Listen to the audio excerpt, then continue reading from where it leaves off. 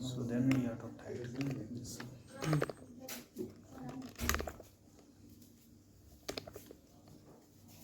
Set my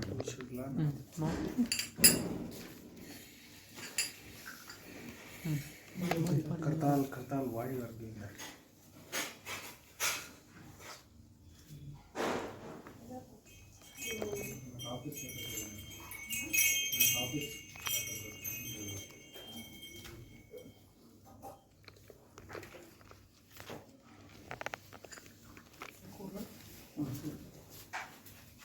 Song books are there?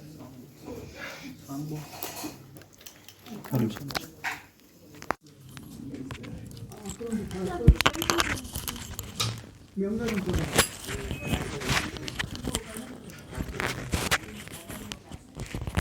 కుమారి పాటలు book ఎక్కడ ఉంది?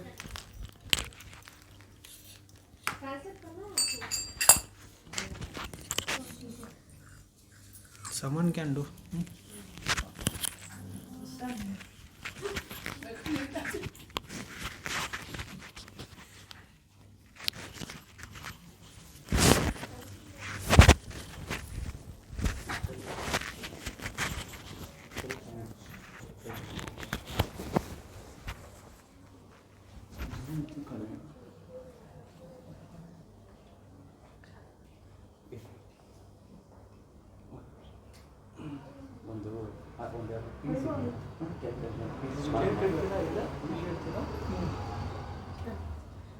ಒಂದು ಮ್ಯಾಚ್ ಬಾಕ್ಸ್ ಇದೆ ಮ್ಯಾಚ್ ಬಾಕ್ಸ್ ಏನಾದ್ರು ವಾಟೆ piece Why? Face is not coming fully That you have to bend now. No, it will break otherwise. Something is wrong here. Hand bag specs పెట్టున్నాయి చూడు మరి.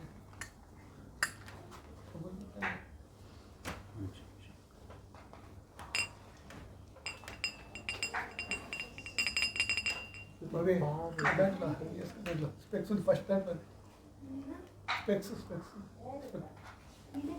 Leave it. Now it's coming very nice. Krishna photo also is there.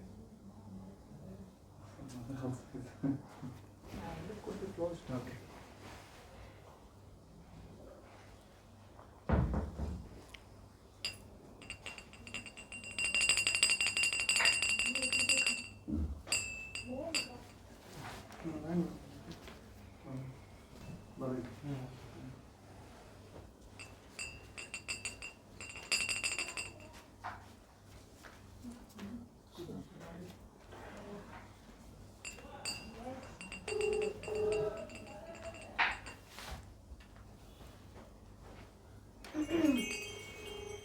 We have something. We have more songbooks.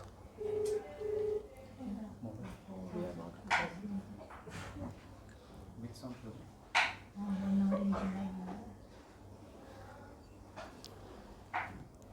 Jai Radha Madhava Kunja Vihari. Jai Radha Madhava Kunja Vihari. Jai Radha Madhava Kunja Vihari. Jai Radha Madhava Kunja Vihari. Gopi Jana Vallabha Girivaradari. Gopi Jana Vallabha Girivaradari. Gopi Jana Vallabha Girivaradari.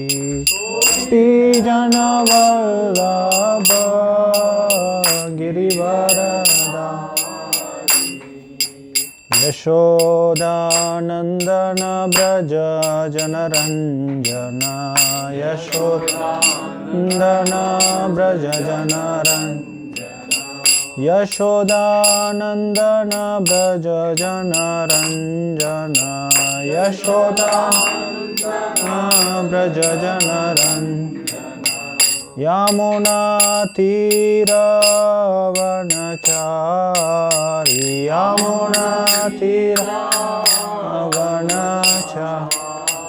यमुनातीरावनचारि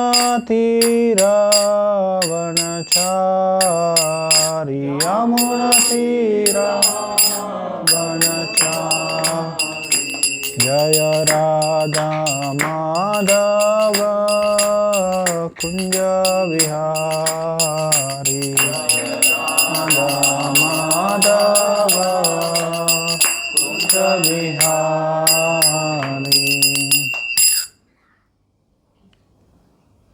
Hari नाम संकीर्तन की जय, समवेत भक्त वृंद की जय, श्री श्री गुरु गौरांग की जय, श्रील प्रभुपाद की जय। नमो श्रीमते भक्ति नमो विष्णुपादाय कृष्ण प्रेष्ठाय भूतले श्रीमते भक्ति वेदांत स्वामिनिति नामिने। नमस्ते सारस्वते देवे गौरवाणी प्रचारिणे निर्विशेष शून्यवादी पाश्चात्य देशतारिणे। वन्देऽहं श्रीगुरो श्रीयुतपदकमलं श्रीगुरून् वैष्णवांश्च श्रीरूपं साग्रजातं सगणरघुनाथान्वितं तं सजीवं साद्वैतं सावधूतं परिजनसहितं कृष्णचैतन्यदेवं श्रीराधाकृष्णपादान् सगणललिता श्रीविशाखान्वितांश्च।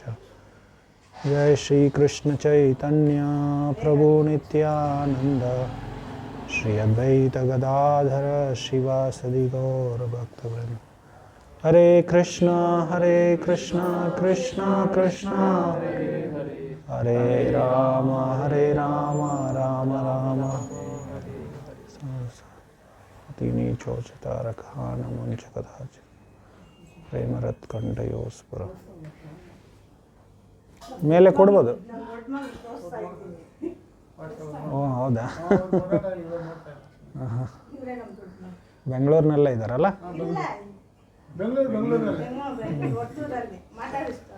ಹಾಂ ಕೂಡಿ ನೀವು ಇಲ್ಲಿ. ಹರೇ ಕೃಷ್ಣ.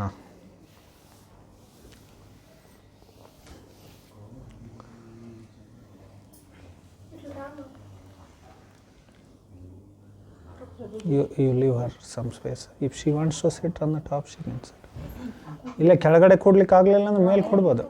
ಕೊಡು, ಮೇಲೆ ಕೊಡಿ.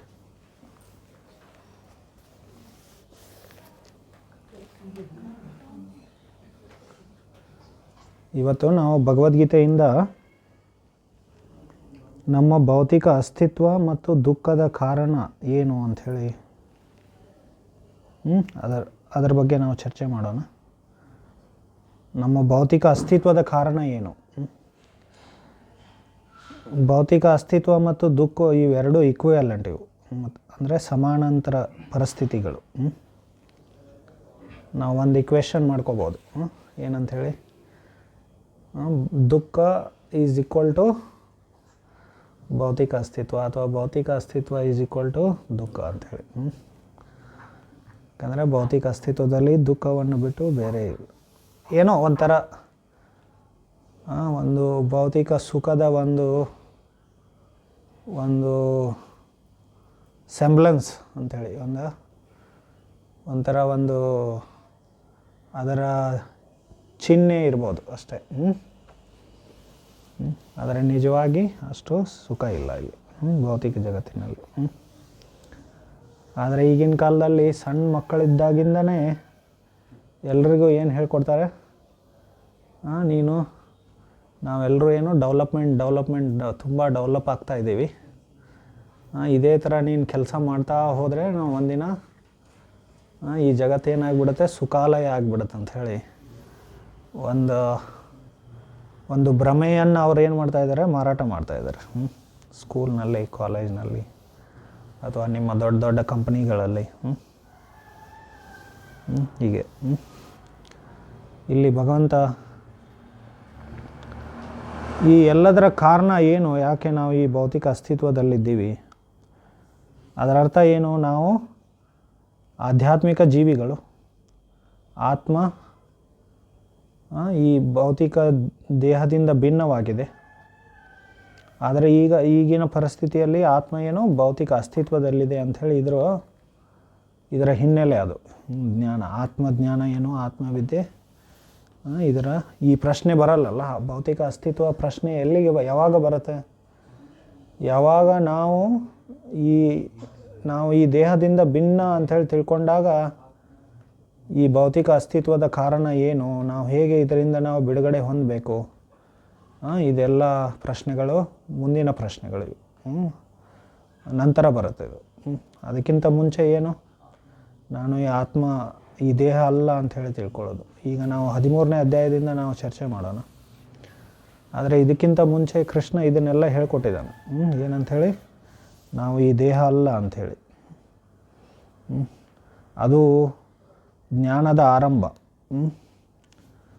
ಸೊ ಹೀಗೆ ಸಣ್ಣ ಮಕ್ಕಳು ಹೋಗಿ ABCD ಕಲ್ಕೋತಾರಲ್ಲ, ಮೊದಲು ABCD ಕಲ್ಕೋತಾರ ಈಗಿನ ಕಾಲದಲ್ಲಿ ಮಕ್ಕಳು. ಮೊದಲು ಆ ಈ ಅಂತೇಳಿ ಕಲ್ಕೋತಾ ಇದ್ದ.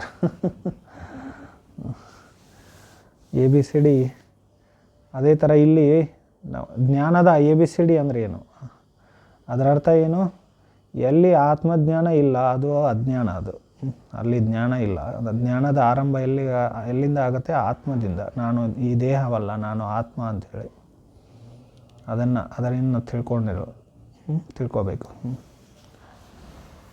ಅದನ್ನು ಎಲ್ಲ ಇಲ್ಲಿ ಭಗವದ್ಗೀತೆಯಲ್ಲಿ ತುಂಬ ತಾರ್ಕಿಕವಾಗಿ ಭಗವಂತ ವಿಶ್ಲೇಷಣೆ ಮಾಡಿದ್ದಾನೆ. ಎಷ್ಟೋ ಬುದ್ಧಿವಂತ ದೊಡ್ಡ ದೊಡ್ಡ ವಿಜ್ಞಾನಿ ಆದ್ರೂ ಅವರಲ್ಲಿ ಏನಾದರೂ ಸ್ವಲ್ಪ ಬುದ್ಧಿ ಇದ್ದರೆ ಇದನ್ನು ತುಂಬ ಸರಳವಾಗಿ ಒಪ್ಕೋಬೋದು. ಅಷ್ಟೊಂದು ಏನು ಸಮಸ್ಯೆ ಅಲ್ಲ. ಈಗಿನ ಕಾಲದಲ್ಲಿ ಆತ್ಮ ಇಲ್ಲ, ದೇವರಿಲ್ಲ ಅಂಥೇಳಿ ಎಲ್ಲ ಅವರ ಎಷ್ಟೊಂದು ತಪ್ಪು ಪರಿಕಲ್ಪನೆಗಳಿದೆ.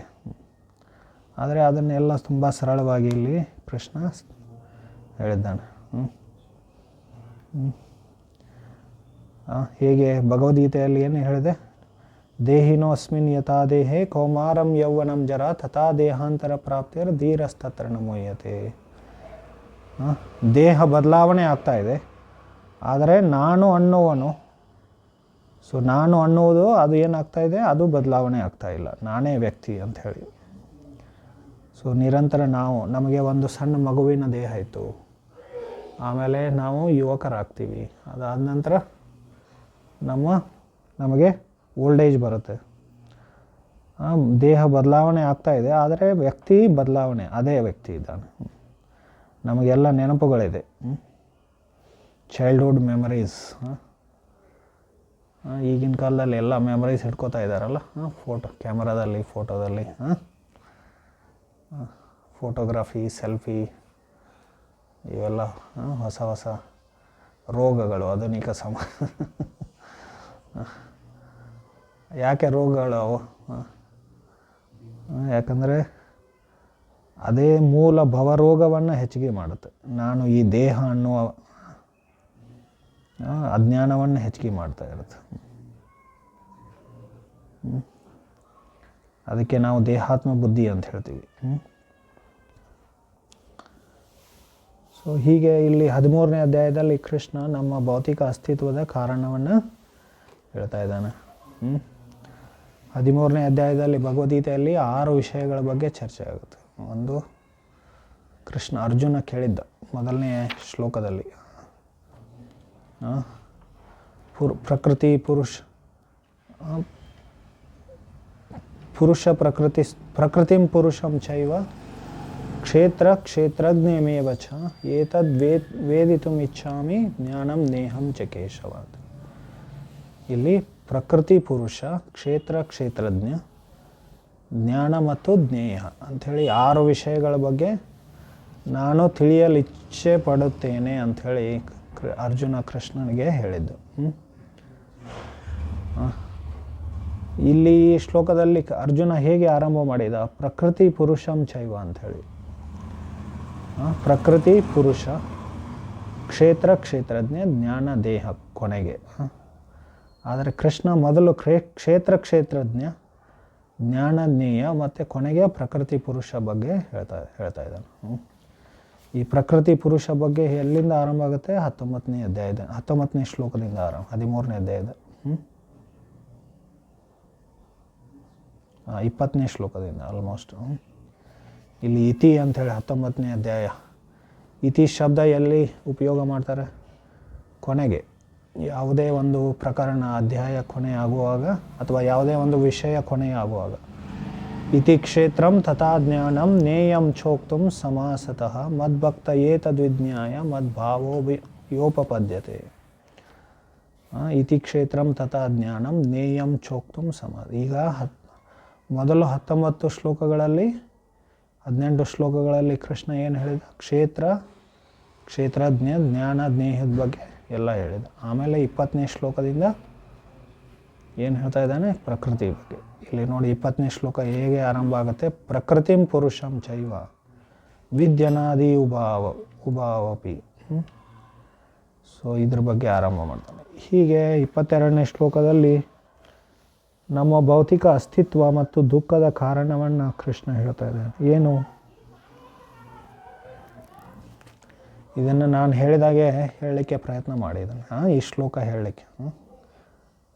ಪುರುಷಂ ಪ್ರಕೃತಿಸ್ಥೋ ಹಿ ಭುಂಕ್ತೆ ಪ್ರಕೃತಿಜಾನ್ ಗುಣಾನ್ ಕಾರಣಂ ಗುಣಸಂಗೋಸ್ಯ ಸದಸದ್ಯೋನಿ ಜನ್ಮಸು. ಪುರುಷ ಪ್ರಕೃತಿಸ್ಥೋ ಹಿ ಭುಂಕ್ತೆ ಪ್ರಕೃತಿಜಾನ್ ಗುಣಾನ್ ಕಾರಣಂ ಗುಣಸಂಗೋಸ್ಯ ಸದಸದ್ಯೋನಿ ಜನ್ಮಸು. ಪುರುಷ ಪ್ರಕೃತಿಸ್ಥೋ ಹಿ ಭುಂಕ್ತೆ ಪ್ರಕೃತಿಜಾನ್ ಗುಣಾನ್ ಕಾರಣಂ ಗುಣಸಂಗೋಸ್ಯ ಸದಸದ್ಯೋನಿ ಜನ್ಮಸು. ಪ್ರಕೃತಿ ಪುರುಷ ಪ್ರಕೃತಿಸ್ಥೋ ಹಿ ಭುಂಕ್ತೆ ಪ್ರಕೃತಿಜಾನ್ ಗುಣಾನ್ ಕಾರಣಂ ಗುಣಸಂಗೋಸ್ಯ ಸದಸದ್ಯೋನಿ ಜನ್ಮಸು.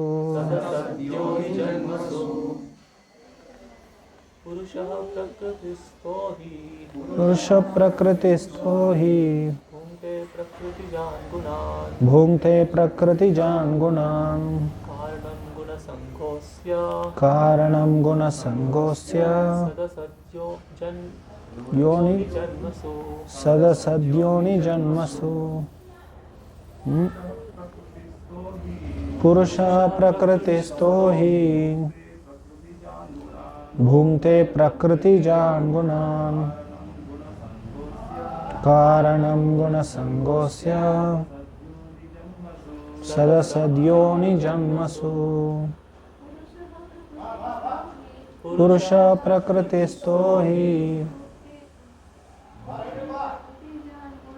ಭುಂಕ್ತೆ ಪ್ರಕೃತಿಜಾನ್ ಗುಣಾನ್ ಕಾರಣಂ ಗುಣಸಂಗೋಸ್ಯ ಸದಸದ್ಯೋನಿ ಜನ್ಮಸು. ಅನುವಾದ ಹೀಗಿದೆ. ಐಹಿಕ ಪ್ರಕೃತಿಯಲ್ಲಿ ಜೀವಾತ್ಮನು ಹೀಗೆ ತ್ರಿಗುಣಗಳನ್ನು ಅನುಭವಿಸುತ್ತಾ ಬದುಕಿನ ರೀತಿಗಳನ್ನು ಅನುಸರಿಸುತ್ತಾನೆ. ಇದಕ್ಕೆ ಐಹಿಕ ಪ್ರಕೃತಿಯೊಡನೆ ಅವನ ಸಹಯೋಗವೇ ಕಾರಣ. ಹೀಗೆ ಆತನು ವಿವಿಧ ಜೀವ ವರ್ಗಗಳಲ್ಲಿ ಒಳ್ಳೆಯದನ್ನು ಕೆಟ್ಟದ್ದನ್ನು ಅನುಭವಿಸುತ್ತಾನೆ. ಪುರುಷ ಪ್ರಕೃತಿಸ್ಥೋ ಹಿ ಭುಂಕ್ತೆ ಪ್ರಕೃತಿ ಜಾನ್ ಗುಣ. ಅಂದರೆ ಪುರುಷ ಅಂದರೆ ಇಲ್ಲಿ ಜೀವಿಗೆ. ಒಂದೊಂದು ಸಲ ಪುರುಷ ಶಬ್ದ ಭಗವಂತನಿಗೆ ಪುರುಷಾವತಾರ, ಕೃಷ್ಣ ವಿಷ್ಣುವಿನ ಅವತಾರಗಳ ಬಗ್ಗೆ 3 ಪುರುಷಗಳಿದ್ದಾರಲ್ಲ, ಪುರುಷಾವತಾರಗಳು. ಕ್ಷೀರೋದಕಶಾಹಿ ವಿಷ್ಣು, ಕಾರೋಣೋದಕಶಾಹಿ ವಿಷ್ಣು, ಗರ್ಭೋದಕಶಾಹಿ ವಿಷ್ಣು. ಈ 3 ವಿಷ್ಣುಗಳಿಗೇನೋ ಪುರುಷ ಅಂತ ಹೇಳ್ತಾರೆ, ಅಥವಾ ಭಗವಂತನಿಗೆ ಪುರುಷ ಅಂತ ಹೇಳ್ತಾರೆ. ಜೀವಿ ಆ್ಯಕ್ಚುಲಿ ನಾವು ನೋಡಿದರೆ ಪ್ರಕೃತಿ ಎಲ್ಲ ಜೀವಿಗಳೇನು ಪ್ರಕೃತಿ.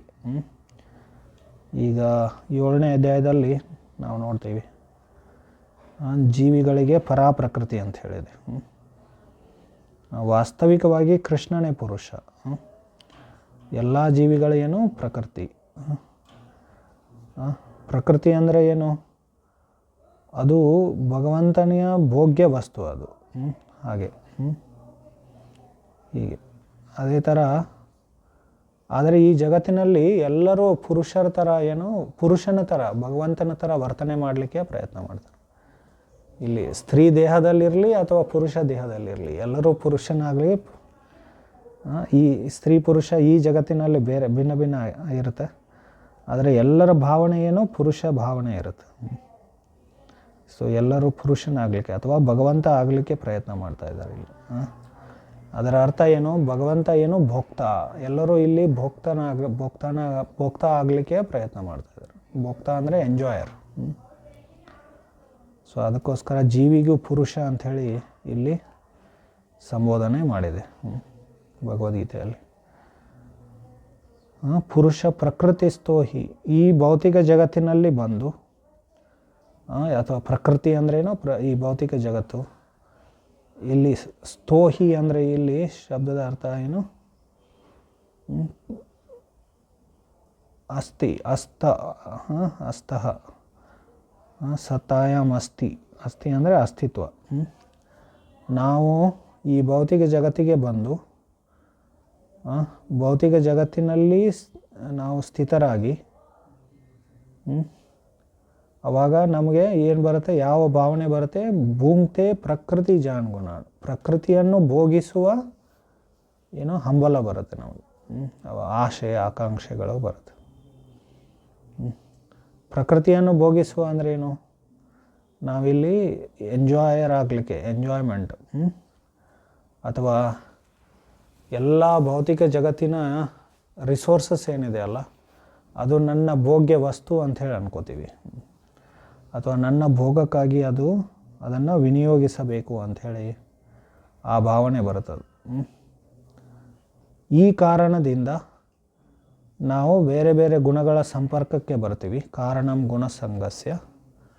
ಅದರ ಫಲಿತಾಂಶ ಏನಾಗುತ್ತೆ? ಸದಸದ್ ಯೋನಿ ಜನ್ಮಶು. ನಾವು ಭಿನ್ನ ಭಿನ್ನ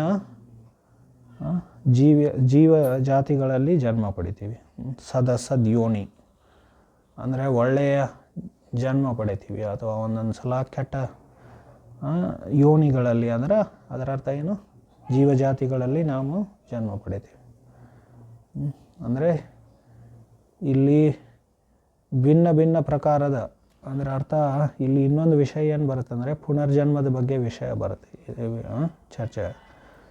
ಪುನರ್ಜನ್ಮದಲ್ಲಿ ನಾವೇನು ತಿಳ್ಕೊಬೇಕು?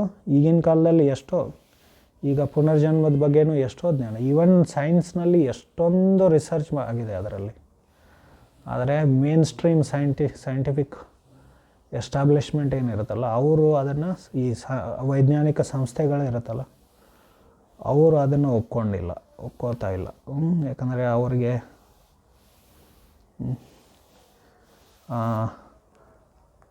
ಅದು ಯಾವುದ್ಯಾವುದು ಅವ್ರಿಗೆ ಹಿಡ್ಸಲ್ಲಲ್ಲ, ಅದನ್ನು ಏನು ಮಾಡಿಬಿಡ್ತಾರೆ ಅವರು? ಆ ಎಲ್ಲ ಎವಿಡೆನ್ಸ್ ಏನಿದೆ ಅಲ್ಲ ಅದನ್ನು ತೆಗೆದು ಹಾಕಿಬಿಡೋದು. ಅಂದರೆ ನಾವು ಸಾಮಾನ್ಯವಾಗಿ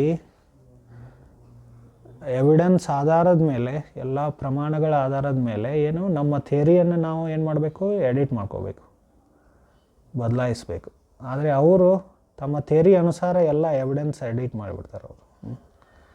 ಅದು ಸಮಸ್ಯೆ ಈಗಿನ ವೈಜ್ಞಾನಿಕ ಜಗತ್ತಿನಲ್ಲಿ. ಸೊ ಇದು ಪುನರ್ಜನ್ಮದ ಬಗ್ಗೆ ಇಷ್ಟೊಂದು ರಿಸರ್ಚ್ ಆಗಿದೆ. ಎಷ್ಟೋ ಜನ ರಿಸರ್ಚ್ ಮಾಡಿ ಎಷ್ಟೋ ಗ್ರಂಥಗಳನ್ನು ಬರೆದಿದ್ದಾರೆ. ಆದರೂ ಅದು ಮೇನ್ ಸ್ಟ್ರೀಮ್ ಸೈನ್ಸ್ನಲ್ಲಿ ಇನ್ನೂ ಬಂದಿಲ್ಲ. ಅದು ಅವ್ರು ಬರದೇ ಇರಲಿ. ಆದರೆ ನಮಗೆ ಮೂಲ ಭಗವದ್ಗೀತೆ ಜ್ಞಾನ ನಮಗೆ ಮೂಲ ಆಧಾರಭೂತ ಇದನ್ನೆಲ್ಲ ತಿಳ್ಕೊಳ್ಳೋಕ್ಕೆ. ಈಗ ಪುನರ್ಜನ್ಮದಲ್ಲಿ ನಾವು ಮುಂದಿನ ಜನ್ಮದಲ್ಲಿ ಮತ್ತೆ ಮನುಷ್ಯರಾಗಿ ಹುಡ್ತೀವ ಅಂಥೇಳಿ. ಅದು ಹಾಗಂತೇನಲ್ಲ. ನಾವು ಮತ್ತೆ ಮನುಷ್ಯರಾಗಿ ಹುಡ್ತೀವಿ ಅಂಥೇಳಿ ಹುಟ್ಟಲೇಬೇಕಂತ ಏನಿಲ್ಲ. ಬೇರೆ ಬೇರೆ ಜೀವಜಾತಿಗಳಲ್ಲಿ ನಾವು ಜನ್ಮ ಪಡಿಬೋದು. ಅದಕ್ಕೋಸ್ಕರ ಇಲ್ಲಿ ಕೃಷ್ಣ ಏನು ಹೇಳ್ತಾ ಇದ್ದಾನೆ, ಸದಸದ್ ಯೋನಿ ಜನ್ಮಸು ಅಂತೇಳಿ. ಕಾರಣಂ ಗುಣಸಂಗೋಸ್ಯ ಸದಸದ್ ಯೋನಿ ಜನ್ಮಸು ಅಂತೇಳಿ ಹೀಗೆ ಹೇಳಿದ್ದಾನೆ. ಬೇರೆ ಬೇರೆ ಜಾತಿಗಳಲ್ಲಿ ಜೀವಜಾತಿಗಳಲ್ಲಿ ನಾವು ಜನ್ಮ ಪಡಿಬೋದು ಅಂತೇಳಿ. ಒಂದೊಂದು ಸಲಕ್ಕೆ ಒಳ್ಳೆಯ ಜಾತಿಗಳಲ್ಲಿ ನಾವು ಜನ್ಮ ಪಡಿಬೋದು. ಹೀಗೆ ಇಲ್ಲಿ ಕೃಷ್ಣ ಅದು ಹೇಗಾಗತ್ತೆ, ನಾವು ಪ್ರಕೃತಿಯನ್ನು ಭೋಗಿಸುವ ಇಚ್ಛೆಯಿಂದ ಬೇರೆ ಬೇರೆ ಗುಣಗಳ ಸಂಪರ್ಕದಲ್ಲಿ ಬಂದಾಗ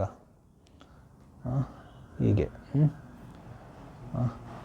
ಈಗ ಬೇರೆ ಬೇರೆ ಜಾತಿಗಳಲ್ಲಿ ಜನ್ಮ ಪಡೆಯುವುದಂದ್ರೆ ಏನು, ಜನ್ಮದ ಜೊತೆ ಏನಿರುತ್ತೆ ನಮಗೆ ಜನ್ಮ, ಇದು ಮತ್ತು ಬರ್ತ್ ಡೆತ್ ಓಲ್ಡ್ ಏಜ್ ಡಿಸೀಸ್ ಹೀಗೆ ಅದರ ಜೊತೆ ಇವೆಲ್ಲ ಬಂದುಬಿಡುತ್ತೆ. ಸಾವು, ರೋಗ, ಮುಪ್ಪುತನ ಇವೆಲ್ಲ ಅದರ ಜೊತೆ ಬಂದುಬಿಡುತ್ತೆ. ಅದಕ್ಕೋಸ್ಕರ ಇದು ದುಃಖ. ಅದು ಏನು ಮತ್ತೆ ಮತ್ತೆ ಜನ್ಮ ಪಡೆಯುವುದೇನು ಅದು ಸುಖ ಅಲ್ಲ. ಅಥವಾ ನಮ್ಮ ಭೌತಿಕ ಅಸ್ತಿತ್ವ ನಿರಂತರವಾಗಿ ಹೀಗೆ ಮುಂದುವರಿತಾ ಇರುತ್ತೆ. ಇದು ಒಂದೊಂದು ಸಲ ಎಷ್ಟೋ ವೈದಿಕ ಅನುಯಾಯಿಗಳು ಕರ್ಮ ಮೀಮಾಂಸಕರು ಅಂಥೇಳಿ ಒಂದು ಪ್ರಕಾರದ ವೈದಿಕ ಅನುಯಾಯಿಗಳಿದ್ದಾರೆ. ಈಗ ಇಲ್ಲ, ಅವರು ಕಡಿಮೆ. ಈಗ ಎಲ್ಲ ಭೌತಿಕವಾದಿಗಳಾಗಿದ್ದಾರೆ. ಯಾರೂ ವೈದಿಕ ಅನುಯಾಯಿಗಳಲ್ಲ. ಹಿಂದೂ ಅನ್ಕೋತಾರೆ, ಆದರೆ ಅವ್ರಿಗೂ ಅಷ್ಟು ಸರಿಯಾಗಿ ಗೊತ್ತಿಲ್ಲ, ವೈದಿಕ ಜ್ಞಾನ ಗೊತ್ತಿಲ್ಲ. ಭಿನ್ನ ಭಿನ್ನ ಪ್ರಕಾರದ ವೈದಿಕ ಅನುಯಾಯಿಗಳಿದ್ರು ಹಿಂದಿನ ಕಾಲದಲ್ಲಿ. ಸಾಂಖ್ಯರು, ನ್ಯಾಯಿಕರು, ವೈಶೇಷಿಕರು, ವೇದಾಂತಿಗಳು, ಯೋಗಿಗಳು, ಪತಂಜಲಿ ಯೋಗಿಗಳು, ಹೀಗೆಲ್ಲ ಬೇರೆ ಬೇರೆ ಭಿನ್ನ ಭಿನ್ನ ಪ್ರಕಾರದ ವೈದಿಕ ಅನುಯಾಯಿಗಳು. ಅವರಲ್ಲಿ ಕರ್ಮವಾದಿಗಳು ಅಂತ ಹೇಳ್ತೀವಿ. ಅವರ ಪ್ರಕಾರ ಏನು, ಈ ಜನ್ಮ ಮೃತ್ಯುವಿನ ಚಕ್ರ ಏನಿದೆ ಅಲ್ಲ, ನಿರಂತರ ಜನ್ಮ ತಗೊಳ್ಳೋದು, ಅದು ಯಾವಾಗಲೂ ನಿರಂತರ ಅಂಥೇಳಿ, ಅದಕ್ಕೆ ಕೊನೆಯೇ ಇಲ್ಲ ಅಂಥೇಳಿ ಅಂತಾರೆ ಅವರು.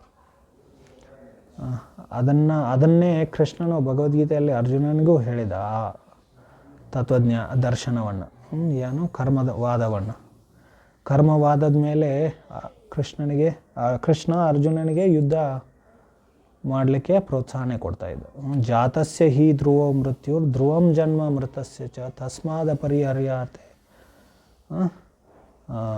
ನತ್ವಂ ಶೋಚಿತುಂ ಅರ್ಹಸಿ ಅಂತೇಳಿ 2ನೇ ಅಧ್ಯಾಯದ 27ನೇ ಶ್ಲೋಕದಲ್ಲಿ ಆ ಕರ್ಮ ವಾದವನ್ನು ಕೃಷ್ಣ ಪ್ರಸ್ತುತಪಡಿಸ್ತಾ ಇದ್ದಾನೆ. ಏನಂತ ಹೇಳಿ, ಜಾತಸ್ಯ ಯಾರು ಹುಟ್ಟಿದ್ದಾರೆ ಅವರು ಸಾಯಲೇಬೇಕು, ಸತ್ತ ನಂತರ ಮತ್ತೆ ಮರಳಿ ಹುಟ್ಟಿ ಬರಲೇಬೇಕು ಅಂಥೇಳಿ. ಸೊ ಇದು ಜನ್ಮ ಮೃತ್ಯು ಏನಿದು, ಇದು ನಿರಂತರ ಅಂಥೇಳಿ.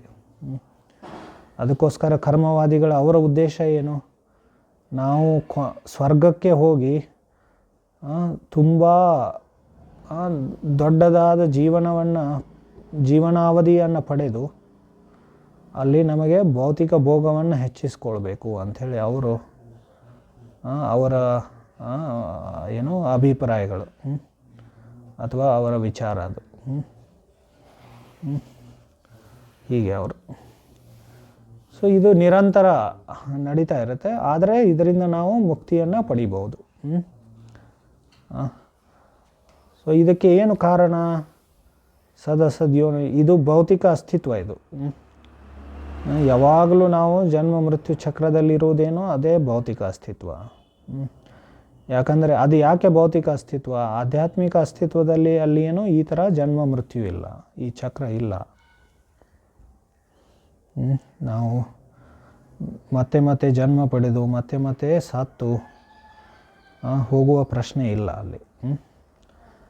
ಸೊ ಇದಕ್ಕೆ ಕಾರಣ ಏನು, ನಾವು ಈ ಭೌತಿಕ ಜಗತ್ತಿನಲ್ಲಿ ಬಂದು ಈ ಭೌತಿಕ ಪ್ರಕೃತಿಯನ್ನು ಭೋಗಿಸುವ ಇಚ್ಛೆಯಿಂದ ನಾವು ಬೇರೆ ಬೇರೆ ಗುಣಗಳ ಸಂಪರ್ಕದಲ್ಲಿ ಬರ್ತೀವಿ. ಬೇರೆ ಬೇರೆ ಗುಣಗಳ ಸಂಪರ್ಕ ಅಂದರೆ ಹೇಗೆ, ಪ್ರಭುಪಾದರು ಉದಾಹರಣೆ ಕೊಡ್ತಾಯಿದ್ರು. ಒಂದು ಸೋಂಕು, ಈಗ ಒಂದು ವರ್ಷ ಹಿಂದೆ ನಾವು ನೋಡಿದ್ದೀವಿ, ಎಲ್ಲರಿಗೂ ಕೊರೋನಾ ಸೋಂಕು ಹತ್ತಿತ್ತು. ಸೊ ಅದೇ ಥರ ಈ ಗುಣಗಳ ಸೋಂಕಿನಿಂದ ನಾವು ಭಿನ್ನ ಭಿನ್ನ ಜೀವಜಾತಿಗಳಲ್ಲಿ ಏನು ಮಾಡ್ತೀವಿ, ಜನ್ಮ ಪಡಿತೀವಿ. ಸೊ ಇದಕ್ಕೆ ಕಾರಣ ಏನು? ಅದೇ ನಮ್ಮ ಇಚ್ಛೆ. ಭೂಂತೆ ಪ್ರಕೃತಿ ಜಾನ್ಗುಣ, ಭೌತಿಕ ಭೋಗವನ್ನು, ಭೌತಿಕ ಪ್ರಕೃತಿಯನ್ನು ಭೋಗಿಸುವ ಇಚ್ಛೆ, ಅದು. ಅಥವಾ ಪ್ರಭುತ್ವ, ಎರಡು ಪ್ರಕಾರ ಪ್ರಭುಪಾದರು ಹೇಳ್ತಾ ಇದ್ದಾರೆ ಅದನ್ನು. ಏನು? ಲಾರ್ಡಿಂಗ್ ಟೆಂಡೆನ್ಸಿ ಆ್ಯಂಡ್ ಎಂಜಾಯಿಂಗ್ ಟೆಂಡೆನ್ಸಿ ಅಂಥೇಳಿ. ಅಂದರೆ ಪ್ರಭುತ್ವ ನಡೆಸುವ ಪ್ರವೃತ್ತಿ ಮತ್ತು ಭೋಗಿಸುವ ಪ್ರವೃತ್ತಿ. ಸೊ ನಾವು ಎಲ್ಲದರ ಮೇಲೆ ನಮಗೇನು ಪ್ರಭುತ್ವ ಬೇಕು. ಹೌದಲ್ಲ? ಎಲ್ಲರೂ ಈಗಿನ ಎಲ್ಲ ಏನೋ ಬಾಸ್ ಆಗಬೇಕಂತಿರ್ತಾರೆ ಎಲ್ಲರೂ. ಹೌದಲ್ಲ? ನಾವು ಚರ್ಚೆ ಮಾಡ್ತಾಯಿದ್ದೀವಿ ಕ್ಲೈಂಬಿಂಗ್ ದ ಸೋಷಲ್ ಲ್ಯಾಡರ್ ಅಂಥೇಳಿ. ಎಲ್ಲ ಕಂಪನಿಗಳಲ್ಲಿ ಏನು ಎಲ್ಲರೂ ಏನು ಆ ಏಣಿ ಹತ್ತಲಿಕ್ಕೆ ಪ್ರಯತ್ನ ಪಡ್ತಿರ್ತಾರೆ, ಮೇಲೆ ಹೋಗಲಿಕ್ಕೆ, ಬೆಳೆಯೋದು, ಗ್ರೋತ್, ಬೆಳೆಯೋದು. ಸೊ ಅದರ ಅರ್ಥ ಏನು? ನಾವು ಲಾರ್ಡಿಂಗ್ ಟೆಂಡೆನ್ಸಿ ಅಂದರೆ ನಮ್ಮ ಪ್ರಭುತ್ವ ನಡೆಸುವ ಪ್ರವೃತ್ತಿ ಮತ್ತು ಭೋಗಿಸುವ ಪ್ರವೃತ್ತಿ. ಸೊ ಈ ಭೌತಿಕ ಜಗತ್ತಿನಲ್ಲಿ ಎಷ್ಟೆಲ್ಲ ರಿಸೋರ್ಸಸ್ ಇದೆ, ಅದೆಲ್ಲ ನನ್ನ ಭೋಗ್ಯ ವಸ್ತು ಅಂಥೇಳಿ ಅನ್ಕೋತೀವಿ. ಸೊ ಇದು ನಮ್ಮ ಭೌತಿಕ ಅಸ್ತಿತ್ವದ ಕಾರಣ ಇದು. ಮತ್ತು ಇಲ್ಲಿ ಇನ್ನೊಂದು ವಿಷಯ, ಭೌತಿಕ ಆತ್ಮ ಆಧ್ಯಾತ್ಮಿಕ ಲೋಕದಲ್ಲಿದ್ದಾಗ, ಭಗವಂತನ ಧಾಮದಲ್ಲಿದ್ದಾಗ ಯಾವುದೇ ಭೌತಿಕ ಕಲ್ಮಶಗಳಿರಲ್ಲ. ಒಂದೊಂದು ಸಲ ನಮ್ಮ ಆಚಾರ್ಯರು ಶ್ರೀಲ ಪ್ರಭುಪಾದರು ನಮಗೆ ಇಲ್ಲಿ ಭೌತಿಕ ಜಗತ್ತನ್ನು ಭೋಗಿಸುವ ಇಚ್ಛೆ ಇತ್ತು, ಅದಕ್ಕೋಸ್ಕರ ನಾವು ಕೃಷ್ಣನನ್ನು ಅಥವಾ ಭಗವಂತನನ್ನು ಬಿಟ್ಟು ಈ ಭೌತಿಕ ಜಗತ್ತಿಗೆ ಬಂದೀವಿ ಅಂತ ಹೇಳ್ತಾರೆ. ಆದರೆ ಅದನ್ನು ಕೇಳಿದಾಗ ನಮಗೇನು ಪ್ರಶ್ನೆ ಬರುತ್ತೆ? ಆ ಲೋಕದಲ್ಲಿ ಯಾಕೆ ಈ ಕಲ್ಮಶ ಬಂತು ಅಂಥೇಳಿ ಆ ಪ್ರಶ್ನೆ ಬರುತ್ತೆ. ಆದರೆ ಇಲ್ಲಿ ಈ ಶ್ಲೋಕದಲ್ಲಿ ಏನು ಹೇಳಿದೆ? ಪುರುಷ ಪ್ರಕೃತಿಸ್ಥೋ, ಈ ಪ್ರಕೃತಿಯಲ್ಲಿ ಸ್ಥಿತನಾದಾಗ ಜೀವಿಗೆ ಏನು ಆ ಕೆಟ್ಟ ಕಲ್ಮಶ, ಆಸೆ, ಆಕಾಂಕ್ಷೆ ಬಂತು ಅಂಥೇಳಿ ಇಲ್ಲಿ ಕೃಷ್ಣ ಹೇಳ್ತಾ ಇದ್ದಾನೆ. ಅದರ ಅರ್ಥ ಏನು? ನಾವು ಹಾಗೆ ನಮ್ಮ ಕ್ಯೂರಿಯಾಸಿಟಿಗಾಗಿ ನಾವು ಭೌತಿಕ ಜಗತ್ತಿಗೆ ಬರ್ಬೋದು. ಆದರೆ ಬಂದ ನಂತರ ನಮ್ಮ ಏನು ಚೇತನ, ಹೀಗೆ ಇನ್ನೊಂದು ಉದಾಹರಣೆ ಪ್ರಭುಪಾದರು ಏನು ಕೊಟ್ಟರು, ಈಗ ಹೇಗೆ ಮಳೆ ನೀರು ಏನಿರುತ್ತಲ್ಲ ಅದು ಶುದ್ಧವಾಗಿರುತ್ತೆ, ಆದರೆ ಅದು ಒಂದು ಬಾರಿ ಈ ಭೂಮಿಗೆ ಸಂಪರ್ಕ ಬಂದಾಗ ಅದು ಏನು ಕಲುಷಿತವಾಗಿಬಿಡುತ್ತೆ. ಹಾಗೆ ನಮ್ಮ ಚೈತನ್ಯ ಅಥವಾ ನಮ್ಮ ಪ್ರಜ್ಞೆ ಏನು ಶುದ್ಧವಾಗಿರುತ್ತೆ ಆಧ್ಯಾತ್ಮಿಕ ಲೋಕದಲ್ಲಿ. ಆದರೆ ಈ ಭೌತಿಕ ಗುಣಗಳ ಸಂಪರ್ಕ ಅಥವಾ ಪ್ರಕೃತಿಯ ಸಂಪರ್ಕದಲ್ಲಿ ಬಂದಾಗ ನಮಗೇನಾಗುತ್ತೆ? ಅದನ್ನು ಭೋಗಿಸುವ ಅಥವಾ ಪ್ರಭುತ್ವ ನಡೆಸುವ ಪ್ರವೃತ್ತಿ ಬರುತ್ತೆ. ಹೀಗೆ ನಾವು ನಮ್ಮ ಭೌತಿಕ ಅಸ್ತಿತ್ವ ಏನು ಮುಂದುವರಿಯುತ್ತದೆ. ಸೊ ಅದಕ್ಕೋಸ್ಕರ ನಾವೇನು ಮಾಡಬೇಕು? ಈ ಭೋಗಿಸುವ ಈ ಎಲ್ಲ ಭೌತಿಕ ಅಥವಾ ಈಗಿನ ಕಾಲದಲ್ಲಿ ನೋಡಿ, ಈ ಎಲ್ಲ ದೊಡ್ಡ ದೊಡ್ಡ ಪಟ್ಟಣಗಳನ್ನು ಇವನ್ನೆಲ್ಲ ಕಟ್ಟುವ ಉದ್ದೇಶ ಏನು? ಎಷ್ಟು ಆದಷ್ಟು ಭೌತಿಕ ಭೋಗದಲ್ಲಿ ತೊಡಗಬೇಕು ಅಂತ. ಅದೇ ಮೂಲ ಕಾರಣ. ಎಷ್ಟು ಆದಷ್ಟು ನಮಗೆ ಕಂಫರ್ಟೇಬಲ್ ಜೀವನವನ್ನು ಏನು ಮಾಡೋದು, ಅದು ಒಂದು ಭ್ರಮೆ ಅದು. ಯಾಕಂದರೆ ಎಲ್ಲಿ ಕಂಫರ್ಟ್ ಇಲ್ಲ. ರಾತ್ರಿ ಎಲ್ಲ ನೈಟ್ ಶಿಫ್ಟ್ನಲ್ಲಿ ಕೆಲಸ ಮಾಡೋದು ಕಂಫರ್ಟ್ ಅಲ್ಲ ಅದು. ಅದು ಒಂದು ಭ್ರಮೆ ಅದು. ಮತ್ತು ಟೆಕ್ನಾಲಜಿ ನಮ್ಮ ಜೀವನವನ್ನು ಏನು ಮಾಡುತ್ತೆ? ಕಂಫರ್ಟೇಬಲ್ ಮಾಡುತ್ತೆ ಅನ್ನೋದು ಅದು ಒಂದು ಭ್ರಮೆ ಅದು. ಆ ಟೆಕ್ನಾಲಜಿ ಡೆವಲಪ್ ಮಾಡಲಿಕ್ಕೆ ದಿನ ರಾತ್ರಿ ಏನು ಮಾಡಬೇಕು? ಒಂದೊಂದು ಸಲ ಇಲ್ಲಿ ಅಡ್ವರ್ಟೈಸ್ ಮಾಡ್ತಾರಲ್ಲ, ಆ ಕಾರ್ ಅಡ್ವರ್ಟೈಸ್ಮೆಂಟ್, ಸ್ಮೂತ್ ಡ್ರೈವ್ ಅಂತೇಳಿ. ಆ ಸ್ಮೂತ್ ಡ್ರೈವ್ ಹಿಂದ್ಗಡೆ ಎಷ್ಟೊಂದು ಪರಿಶ್ರಮ ಹೋಗಿರುತ್ತೆ. ಇಷ್ಟೆಲ್ಲ ದೊಡ್ಡ ದೊಡ್ಡ ರೋಡ್ಗಳನ್ನು ಮಾಡಬೇಕು, ಆಟೋಮೊಬೈಲ್ ಮ್ಯಾನುಫ್ಯಾಕ್ಚರ್ ಮಾಡಬೇಕು. ಹೌದಲ್ಲ? ಮತ್ತು ಡ್ರೈವಿಂಗ್ ಈಸ್ ನಾಟ್ ಪ್ಲೀಸಿಂಗ್. ಹೌದಲ್ಲ? ಯಾರು ಡ್ರೈವಿಂಗ್ ಮಾಡ್ತಾರಲ್ಲ ಅವ್ರಿಗೆ ಗೊತ್ತಿರೋದು ಎಷ್ಟು ಪರಿಶ್ರಮ.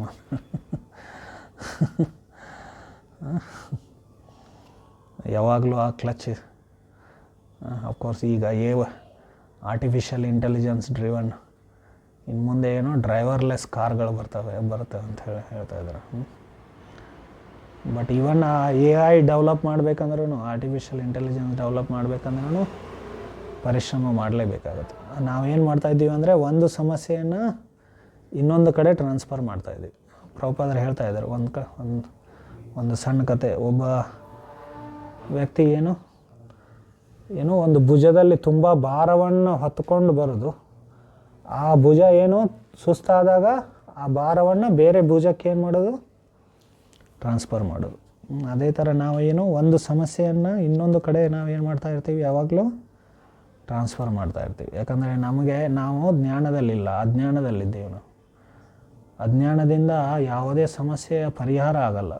ಬರೀ ಸಮಸ್ಯೆಯನ್ನು ನಾವು ಒಂದು ಕಡೆಯಿಂದ ಇನ್ನೊಂದು ಕಡೆಗೆ ಸ್ಥಾನಾಂತರ ಮಾಡ್ತೀವಿ ಅಷ್ಟೇ. ಅದಕ್ಕೆ ನಾವು ತುಂಬ ಬುದ್ಧಿವಂತಿಕೆ ಅನ್ಕೋತೀವಿ. ಹೌದಲ್ಲ? ಸೊ ಹೀಗೆ ಈ ಎಲ್ಲ ನಾವು ಪ್ರಕೃತಿಯ ಶೋಷಣೆ ಮಾಡಿ ಇವೆಲ್ಲ ದೊಡ್ಡ ದೊಡ್ಡ ಪಟ್ಟಣಗಳನ್ನು ಕಟ್ತೀವಿ. ಆಮೇಲೆ ಆದಷ್ಟು ಈ ಪ್ರಕೃತಿಯ ರಿಸೋರ್ಸಸ್ ಏನಿದೆಯಲ್ಲ ಅದನ್ನು ಭೋಗಿಸಲು ಪ್ರಯತ್ನ ಮಾಡ್ತೀವಿ. ಇದನ್ನೇ ನಾವು ತುಂಬ ಡೆವಲಪ್ಮೆಂಟು ಪ್ರೋಗ್ರೆಸ್ ಅಂತೇಳಿ ಅದಕ್ಕೆ ದೊಡ್ಡ ದೊಡ್ಡ ಹೆಸರು ಕೊಟ್ಟು ಅದನ್ನೇನು ಮಾಡೋದು, ಅದನ್ನು ನಮ್ಮ ನಿಜವ ಸ್ಥಿತಿಯನ್ನು ಏನು ಮಾಡೋದು, ಅದನ್ನು ಮುಚ್ಚಿ ಹಾಕೋದು. ಹೀಗೆ ಅದಕ್ಕೋಸ್ಕರ ವೈದಿಕ ಸಂಸ್ಕೃತಿ ಅಂದರೆ ಏನು, ಆದಷ್ಟು ಸರಳತೆಯಿಂದ ಜೀವನ ಮಾಡೋದು, ಕಡಿಮೆ ಅವಶ್ಯಕತೆಗಳಿಂದ. ಪ್ರಭುಪಾದರ ಒಬ್ಬ ಇಂಗ್ಲೀಷ್ ಪೋಯೆಟ್ ವಿಲಿಯಂ ವರ್ಡ್ಸ್ವೆತ್ ಅಂತ ಇರ್ಬೋದು, ನನಗೆ ಸರಿಯಾಗಿ ನೆನಪಿಲ್ಲ. ಸೊ ಅದನ್ನು ಕೋಟ್ ಮಾಡ್ತಾಯಿದ್ರು, ಏನು ಸಿಂಪಲ್ ಲಿವಿಂಗ್ ಹೈ ಥಿಂಕಿಂಗ್ ಅಂತ.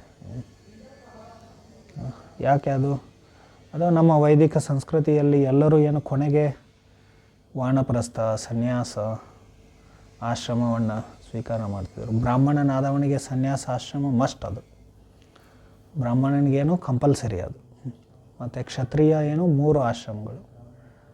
ಎಲ್ಲ ದೊಡ್ಡ ದೊಡ್ಡ ರಾಜರು ತುಂಬ ಭೋಗ ವಿಲಾಸದಲ್ಲಿ ತೊಡಗಿದ್ದರೂ ಕೊನೆಗೆ ಎಲ್ಲಿ ಹೋಗ್ತಾಯಿದ್ರು, ವಾನಪ್ರಸ್ಥ. ಆ ರಾಣಿನೂ ಹೋಗ್ತಾಯಿದ್ಲು ರಾಜನ ಜೊತೆ. ಸೊ ಎಷ್ಟೆಲ್ಲ ಸೌಕರ್ಯಗಳಲ್ಲಿ ಜೀವನ ಮಾಡಿದರೂ ಕೊನೆಗೆ ಅವರು ವಾನಪ್ರಸ್ಥ ಆಶ್ರಮಕ್ಕೆ ಹೋಗ್ತಾಯಿದ್ರು. ಮತ್ತು ವೈಶ್ಯರಿಗೆ 2 ಆಶ್ರಮ ಅಂಥೇಳಿ, ಶೂದ್ರರಿಗೆ ಆಶ್ರಮ ಇಲ್ಲ.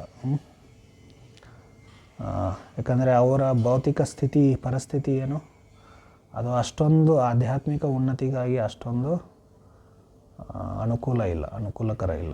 ಅವರ ಚೇತನ ಪ್ರಜ್ಞೆ ಏನಿದೆ ಅಲ್ಲ ಹಾಗೆ. ಸೊ ಆದರೆ ಎಲ್ಲ ಸಂಸ್ಕೃತಿ ಏನಿತ್ತು ಅದು ಆ ಸಂಸ್ಕೃತಿ ಅಂದರೆ ಆದಷ್ಟು ವೈರಾಗ್ಯ ವಿದ್ಯೆಯನ್ನು ಹೇಗೆ ಬೆಳೆಸ್ಕೊಳ್ಳೋದು ಅಂಥೇಳಿ.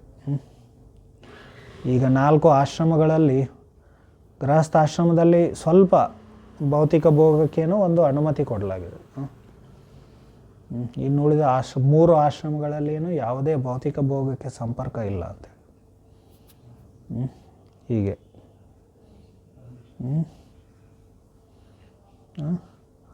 ಅದಕ್ಕೆ ಅನುಮತಿ ಇಲ್ಲ 3 ಆಶ್ರಮಗಳಲ್ಲಿ. ಇದರ ಅರ್ಥ ಏನು, ಆದಷ್ಟು ವೈರಾಗ್ಯದ ಕಡೆಗೆ ಅಥವಾ ಸರಳ ಜೀವನವನ್ನು ಮಾಡೋದು ಹೇಗೆ ಅಂತ ಹೇಳಿ ಕಲಿಸ್ಕೊಡ್ಲಿಕ್ಕೆ. ಅದರಿಂದ ನಮ್ಮ ಭೌತಿಕ ಭೋಗದ ಪ್ರವೃತ್ತಿ ಕಡಿಮೆಯಾಗಿ ನಾವು ಈ ಭವಬಂಧನದಿಂದ ಮುಕ್ತರಾಗಬೇಕು ಅಂಥೇಳಿ. ಆದರೆ ಬರೀ ಸಿಂಪಲ್ ಲಿವಿಂಗ್ ಅಂದರೆ ಸರಳ ಜೀವನ ಮಾಡೋದ್ರಿಂದನೇ ಇದಾಗಲ್ಲ. ಅದು ಒಂಥರ ನಾವು ಭೋಗ ಮತ್ತು ತ್ಯಾಗದ ಒಂದು ಚಕ್ರದಲ್ಲಿ ಸಿಕ್ಕಾಕೋಬೋದು.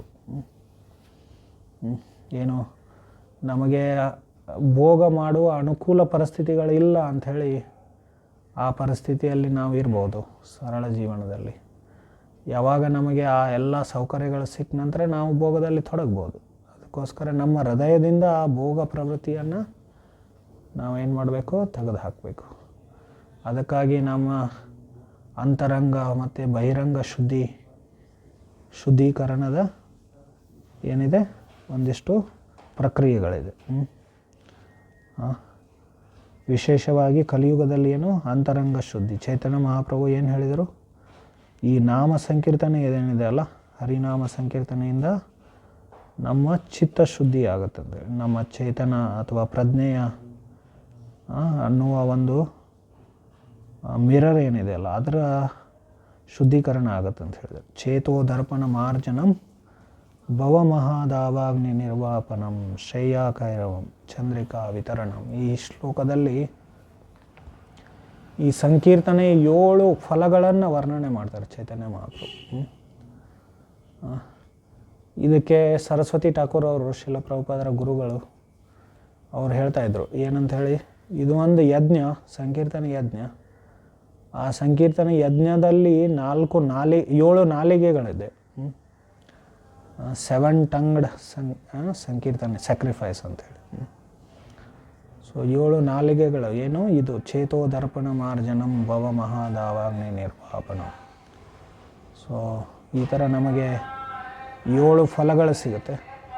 ಅದರ ಪ್ರಮುಖವಾದದ್ದು ಏನು, ಯಾವುದು, ಮೊದಲನೇದು ಯಾವುದು, ನಮ್ಮ ಚೇತನ ಅಥವಾ ಪ್ರಜ್ಞೆಯ ಶುದ್ಧಿ ಆಗುತ್ತೆ.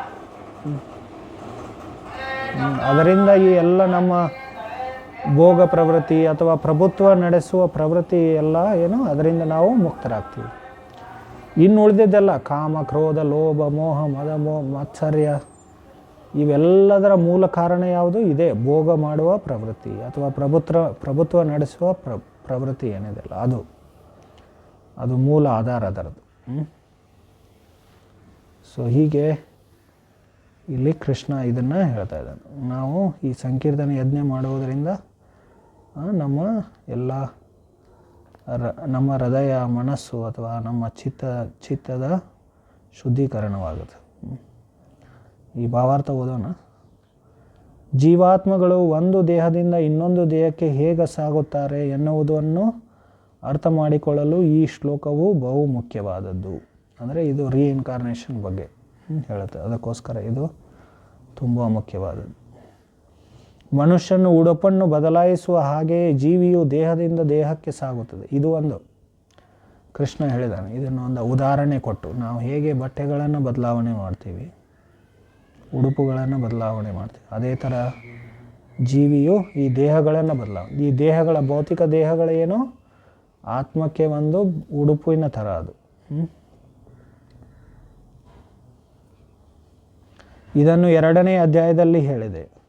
ಉಡುಪಿನ ಈ ಬದಲಾವಣೆಗೆ ಐಹಿಕ ಅಸ್ತಿತ್ವದಲ್ಲಿ ಅವನಿಗಿರುವ ಆಸಕ್ತಿಯೇ ಕಾರಣ.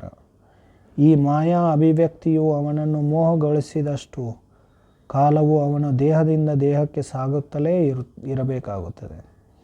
ಐಹಿಕ ಪ್ರಕೃತಿಯ ಮೇಲೆ ಪ್ರಭುತ್ವ ನಡೆಸಬೇಕೆಂಬ ಅವನ ಆಸೆಯಿಂದ ಅವನು ಇಂಥ ಅಪೇಕ್ಷಣೀಯವಲ್ಲದ ಸನ್ನಿವೇಶಗಳಲ್ಲಿ ಇರಿಸಲ್ಪಡುತ್ತಾನೆ.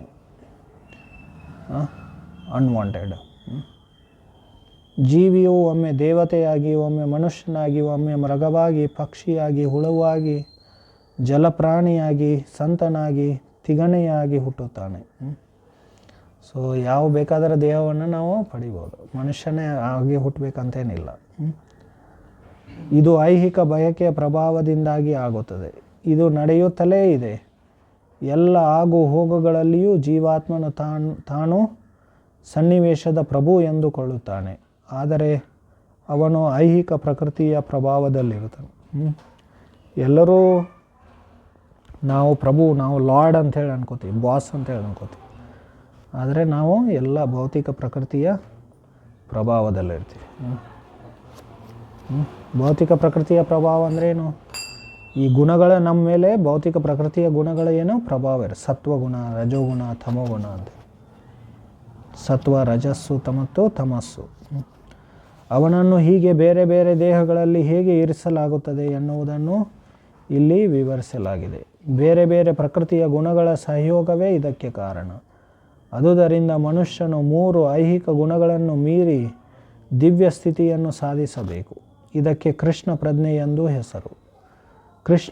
ಮನುಷ್ಯನು ಕೃಷ್ಣ ಪ್ರಜ್ಞೆಯಲ್ಲಿ ನೆಲೆಸದಿದ್ದರೆ ಅವನ ಐಹಿಕ ಪ್ರಜ್ಞೆಯು ಅವನು ದೇಹದಿಂದ ದೇಹಕ್ಕೆ ಸಾಗುವಂತೆ ಒತ್ತಾಯ ಮಾಡುತ್ತದೆ.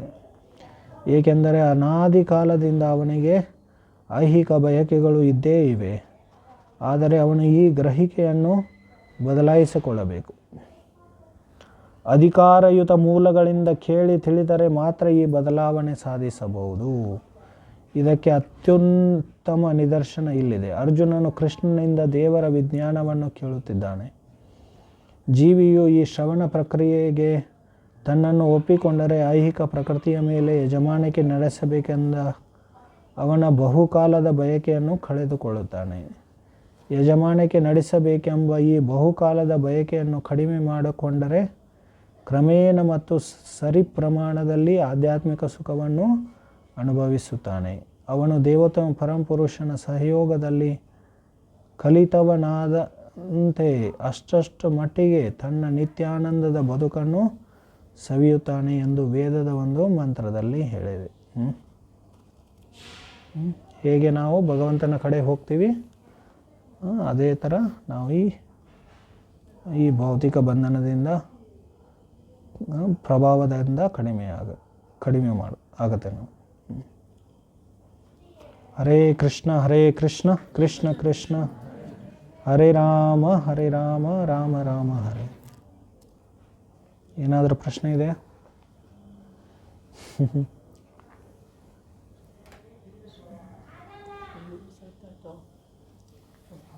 Shudras don't have any ashram. You don't have grihastha ashram also.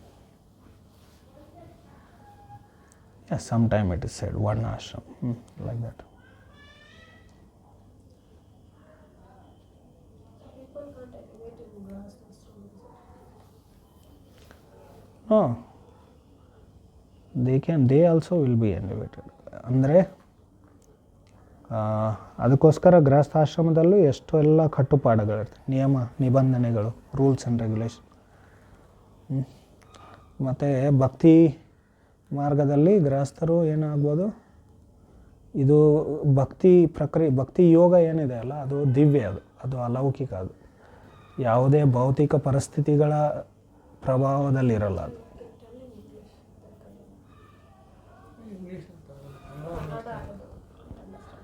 Oh, you don't know Kannada? Yeah, I know, but if you use this once in a while, I can't understand.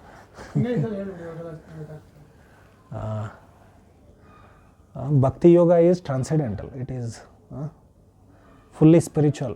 Therefore, when we say transcendental and fully spiritual, it is not subjected to any material circumstances. So, Grihastha Ashrama is also one material circumstance, right? So, because it is transcendental and spiritual, it can be performed by anyone. So, therefore, even they can also make progress. This is the speciality of Bhakti Yoga. In other yogas, they cannot do that.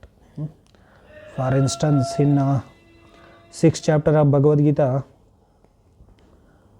Krishna speaks about this Dhyana Yoga or Ashtanga Yoga. So, there he explains the requirements. So what are the requirements for that? First one should go to a secluded place. Shucho deshe pratishtapya. And one should practice brahmacharya. So that means people used to go to Himalayas before, but that is not possible for grihasthas, right? So in this way, other yogas they cannot be. Karma yoga is one more which grihasthas can do. But that also is very difficult now because people's karma is not proper. All the jobs and occupations, they don't come under karma, dharma. So that is also difficult. Okay, they may a little bit contribute, but that will not fully purify. Completely it will not purify. That's why fully Bhakti Yoga is the only process. But that, of course, Bhakti Yoga also includes. Actually, Bhakti Yoga is transcendental, and almost there will be no material activities, like that it is. But for grihasthas, they may adopt some karma within, varnashram dharma, like that. But in the beginning, we tell at least basic things, chanting holy names, 4 regulative principles. As much as possible, we have to adopt bhakti. So what I understand from this is both grihastha and sannyasi at the same level. If you practice bhakti yoga, they can elevate at the same level. there is no difference. It's possible, it is not impossible, but sannyasi has more advantages. Because disturbance will be less. Yeah, he is more advantageous position. But it's Because for maintaining family and all, grahastha has to get involved with material activities again. And grahastha ashram itself is some attachment, some sense gratification is involved there. But sannyasi means zero sense gratification. Fully renounced. Generally, sannyasi in Vedic culture, sannyasis were considered as gurus of all varnas and ashramas. They are teachers. But there are examples. Up in grahastha ashram also, one can be fully transcendental. There are many examples like that in the Shastra also, and even in recent history, Bhakti Vinod Thakur is one great example, who was fully transcendental. Although not everyone can become Bhakti Vinod. But it's possibilities. Yeah, fully, because Bhakti Yoga is so potent. It is not impossible. But it is difficult and rare also, simultaneously. And even in modern age, even more it is difficult, because the whole environment is, if you see here, if you just go out here, everyone is busy, how to I'll exploit, enjoy material resources more. Everywhere there is advertisement, come enjoy like that. Right.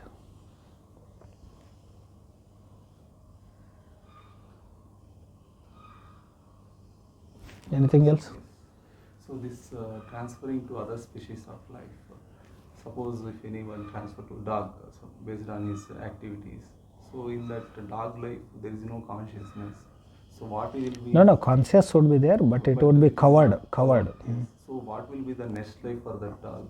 In the sense, I'm just asking how that elevation again happens. Yeah, there are some 6 levels, 5, 6 levels of. In 5th canto of Bhagavatam, even more details are given. Some 10 levels are given. So there are trees and plants. Stones also come in that category. Then there is a level of aquatics. Then birds. Then other animals. Then humans. And again in humans there are, in 5th canto, 5th chapter, more details are given. Among humans, another few levels would be there, like that. So 8, 10, 12 different places in different levels are given. So generally from animals, from dog means next level will be human beings. So that automatically will happen. Automatically it will happen. Automatically it will happen. And there is chances of getting, in this, if we practice Bhakti Yoga seriously, we can get liberated this lifetime. In fact, in Bhagavad Gita it is said, within a moment also. Just a moment is Yeah. That example of Khatwang Maharaj is there in 2nd canto of Bhagavatam. Shukdev Goswami gave that example. Khatwang Maharaj, within a moment, he was fighting on behalf of demigods, and demigods asked him, you ask any boons, any benediction, we will give you. Then Khatwang Maharaj, he asked, how much time I have for within this lifetime? He said, oh, you will die within few minutes. Like. So then as soon as he understood, he fully surrendered to Krishna. So that example is given. Again, although it is rare, one of the characteristics of bhakti is sudurlabha. It is rarely attained, that is not so easy also, but it is easy also simultaneously. surrender means, according to you? Surrender is defined with 6 items actually. Anukulasya sankalpo, प्रतिकूलस्य वर्जनं रक्षिष्यति इति विश्वासो गोप्तृत्वे वर्णं तथा आत्मनिक्षेप कार्पण्यो षड्विध शरणागतिः.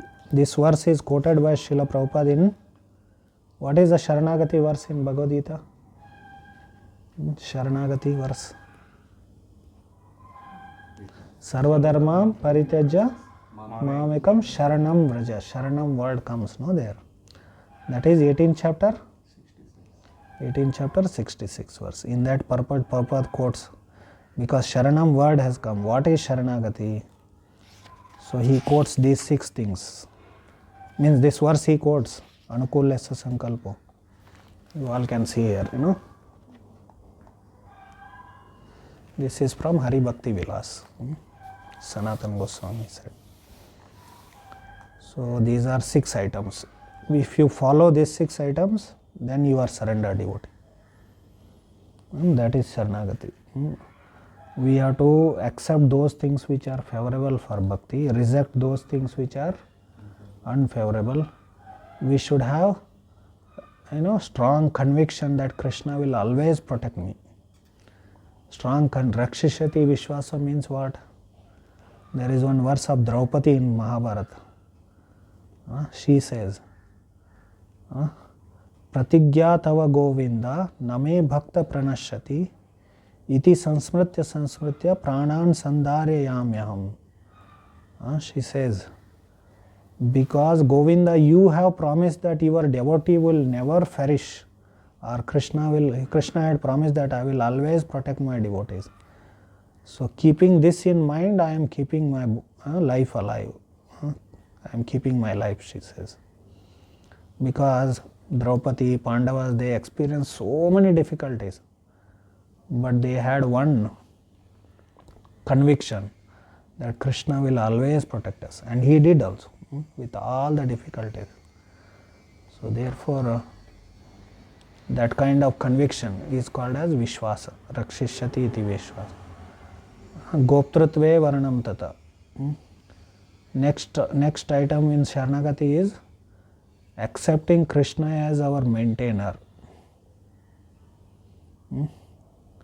Krishna only is maintaining. However we make progress, development, if Krishna doesn't send rain, nothing. Bangalore will not work. Bangalore will not run. No scientist can manufacture water, rain to supply to people. It's our challenge to them. So we have to accept Krishna as our maintainer. So generally here what happens? My degree, my job, my boss, my company is maintaining me, like that we think always. We don't think Krishna doesn't, because it's all artificially created. Some illusion of socio-economic system is created here. So their God picture doesn't come at all, or Krishna doesn't come in the picture at all. So therefore it is called, we don't think Krishna as maintainer. Then Atma Nikshepa means self-surrender. So engaging all our senses, mind, words, our resources, everything in Krishna's service. That is Atma Nikshepa. Then Karpanya. Karpanya means understanding our fallen condition, realizing our fallen condition, feeling meek and humbleness. That is called as Karpanya. Because if we think we are great, then how will surrender to Krishna? There will be no Sharanagati, right? So like, clear? This is Sharanagati.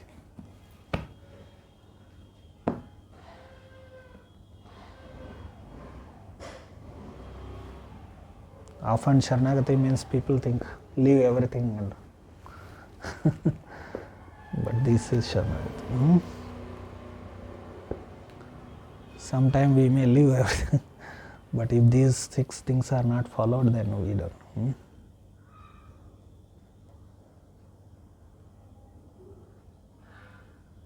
प्रभु जी आपने बताया भक्ति सरल भी है और hard भी है, दुर्लभ भी है। वो कैसे? सरल कैसे है और दुर्लभ कैसे है? सरल हम लोग जैसे चर्चा कर रहे थे कि सभी लोग कर सकते हैं इसको। कि आगे सभी लोग इसको कर सकते हैं।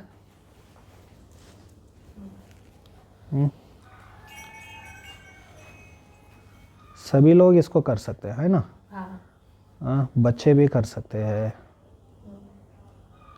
बच्चे भी कीर्तन में नाचते हैं, है ना?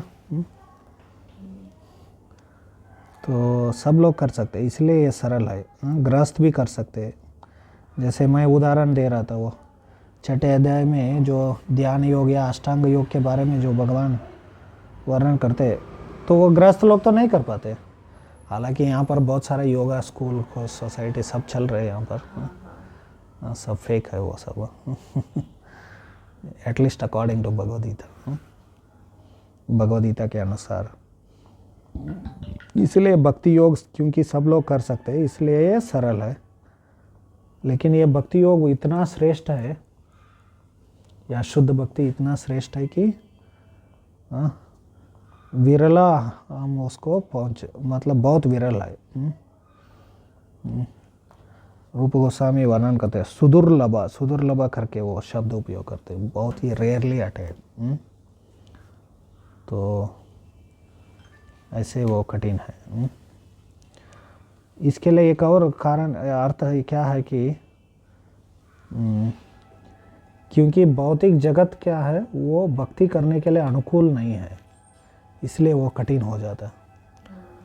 वो प्रबोधानंद सरस्वती करके एक आचार्य थे हमारा, उन्होंने कई ग्रंथ लिखे। उसमें एक चैतन्य चंद्रामृत करके एक ग्रंथ लिखा उन्होंने। उसमें एक श्लोक है, काल कलिर बलिना इंद्रिय वैरी वर्ग श्री भक्ति मार्ग यह कंटक कोटि रुद्ध आह क्वयामि विकला किमहम करोमि चैतन्य चंद्र यदि नाद्य कृपाम करोषि। इसका अर्थ है कि काल कली मतलब ये कलियुग है। हमारे जो इंद्रिय वर्ग है, हमारे वैरी वर्ग है, हमारे वैरी मतलब जो एनिमीज हैं, वो क्या है? इंद्रियां, हमारे इंद्रियां वो बहुत प्रबल है बोलते हैं। इसलिए भौतिक भक्ति मार्ग में हजारों कांटे हैं बोलते हैं। तो भक्ति सरल है। भगवान भी बोलते हैं सुसुकुम कर्तुम अभय। भक्ति सरल है, लेकिन हम लोग वो सरल भक्ति को करने की परिस्थिति में नहीं है। समझ रहे? हमारे ये कलयुग है और हमारे इंद्रियां बहुत प्रबल है। जैसे मन को नियंत्रण करना कितना प्रबल है। तो हमारा एनिमीज कौन है? हमारा इंद्रियां ही है। हमारे मन और इंद्रियां ही हमारा एनिमीज है। तो इसलिए वो बोलते हैं कि भक्ति मार्ग में क्या है, बहुत सारे कंटक है बोलते। भक्ति सरल है, लेकिन उसके इर्द गिर्द जो परिस्थितियां है वो सही नहीं है सर। तो भौतिक जगत मुश्किल जगह है ये। तो और भक्ति स्वाभाविक भी है, क्योंकि वो आत्मा का नेचुरल फंक्शन है, वो नेचुरल स्वाभाविक कार्य है। आत्मा भगवान की सेवा किए बिना वो सुखी नहीं रखता, वो संतुष्ट नहीं रह सकता। लेकिन हम लोग क्योंकि भौतिक चेतना से आवृत है अभी, भौतिक अहंकार से आवृत है, इसलिए हम सोचते हैं कि भौतिक कार्य में लगना स्वाभाविक है, लगता है हम लोग को। तो इसका अर्थ क्या है? परिस्थिति ठीक नहीं है, इसलिए भक्ति अनुकूल, भक्ति मतलब कठिन हो जाता है। अभी जिस परिस्थिति में है हम लोग, जिस शरीर में है, वो शरीर तकलीफ देता है हम लोगों को। वो शरीर बाधा बन जाता है, हमारे मन बाधा बन जाता है। तो इसलिए हमारे आचार्य इसलिए बोलते हैं कि जो लोग भक्ति में बाधा नहीं आ रहे, मतलब समझना कि हम लोग भक्ति ठीक तरह से नहीं कर रहे। समझ रहे? If it is smooth you are in danger, you are not properly doing. तो वही उस सरस्वती ठाकुर ने उस श्लोक के ऊपर व्याख्या करते हुए वो उन्होंने एक प्रवचन दिया था। तो इसलिए उन्होंने बताया कि those who think that bhakti is a bed of flowers, they are in illusion, ऐसे मतलब जो बहुत आप जब फूल डाल के अपना पथ पर बहुत मुलायम होता है ना, उसके ऊपर चलना, मतलब ऐसा सोचते हैं तो भक्ति वो गलत है, ऐसे बोलते हैं। तो लेकिन ऐसा नहीं कि वो भक्ति मार्ग ठीक है, लेकिन उसका परिस्थितियाँ जो जिस परिस्थिति में हम लोग भक्ति कर रहे हैं वो ठीक नहीं है, इसलिए मुश्किल हो जाता है। समझ में आएगा? क्लियर अभी?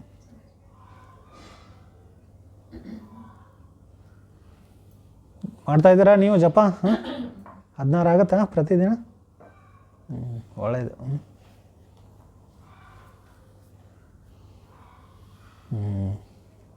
Anything else? एक चैतन्य चरितामृत से पूछना था बाबू जी, वो महाप्रभु जब जगन्नाथपुरी रथ यात्रा में नवद्वीप से भक्त लोग आते थे, तभी रघुनाथ पंडित का बहन, उसमें लिखा है कि बहुत सारा भगवान के लिए भोग बना के भेजते थे, भगवान पूरा साल खाते थे। राघव पंडित, राघव पंडित, हाँ, sorry। तो वो उनका बहन क्या भक्ति में बहुत ऊंचे स्तर पे थे क्या? उस सेवा से भगवान को प्रसन्न करते थे? राघव पंडित, पहले वो राघव पंडित जी थे ना, वो बहुत भगवान के महान भक्त थे।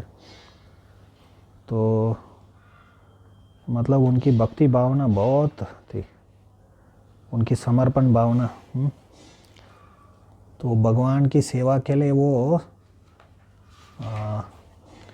मतलब जब हम लोग विग्रह का सेवा करते हैं ना, उसमें एक डिपार्टमेंट है, डिपार्टमेंट क्या बोलते हैं उसको, या उसमें एक विभाग क्या होता विभाग है कि भगवान की सेवा के लिए अच्छे अच्छे व्यंजनों को इकट्ठा करना, selecting proper items for offering to lord. ऐसे ही जो भी मिलता है, ऐसे लगे, जैसे आजकल हम लोग, पहले ज़माने में गाय रखते थे लोग, गाय से भगवान को मक्खन बना के, गाय की दूध से भगवान को मक्खन अर्पण कर देते। अभी नंदिनी मक्खन भी अर्पण कर सकते लेकिन जब आप लोग मक्खन बना के खुना आप अर्पण करेंगे तो भगवान ज़्यादा प्रसन्न हो जाते हैं, है ना। तो ऐसे वो सिलेक्ट करते थे बहुत सही सही व्यंजनों को भगवान को अर्पण करने के लिए। वो चैतन्य महाप्रभु को बहुत प्रसन्न किया, इसलिए चैतन्य महाप्रभु 3 जगह हमेशा रहते थे, बोलते जहाँ पर नित्यानंद प्रभु नृत्य करते थे, कीर्तन नृत्य करते थे, वहाँ पर तुरंत ही चैतन्य महाप्रभु आ जाते थे। दूसरे जगह राघव पंडित के घर में जब भी भोग का अर्पण होता है, वो उसको स्वीकार करने के लिए स्वयं आते थे वहाँ पर। और तीसरा सची माता के घर में भी 3 जगह हमेशा चैतन्य महाप्रभु आते थे, बोलते। वो भोग अर्पण करने में बहुत मतलब उत्साहित है ऐसे। उन्होंने ऐसे भक्ति भावना व्यक्त किया। उनका बहन मतलब वो कार्य करने से पहले उनके भाव, उनके अंदर वो भाव था ना, इसलिए बार बार भगवान उसमें भी बोलते हैं ना, पत्रम पुष्पम फलम तोयम यो मे भक्त्या प्रयश्चति तद अहम भक्ति उपहरतम अश्नामी प्रयतात्मा। भक्ति उपहरतम, भक्ति भावना से जो अर्पण करते हैं, तो उनके अंदर वो भक्ति भावना है, तो नेक्स्ट लेवल क्या है, वो एक्शन में आ जाता है, वो कार्यगत हो जाता है ना वो भाव। तो इसलिए वो दूर दूर जाके अच्छे अच्छे व्यंजनों को सिलेक्ट करते थे। कभी एक बार वो नारियल लेकर आए, किसी को सर को लग गया, वो उसको रिजेक्ट कर दिया उन्होंने, अच्छा वाला फिर से लेकर आना।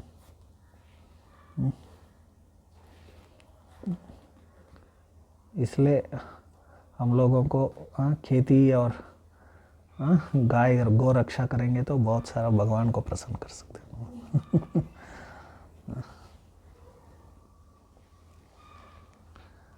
हमारा quality of service improves to Krishna.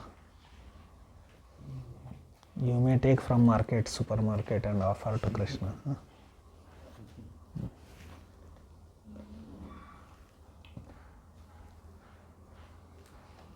Next.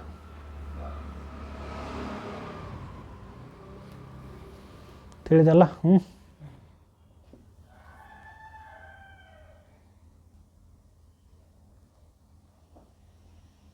ನಿಮ್ಮ ತಂದೆಯವರು ಡಿಫೆನ್ಸ್ನಲ್ಲಿದ್ರಾ? ಡಿಫೆನ್ಸ್ನಲ್ಲಿ?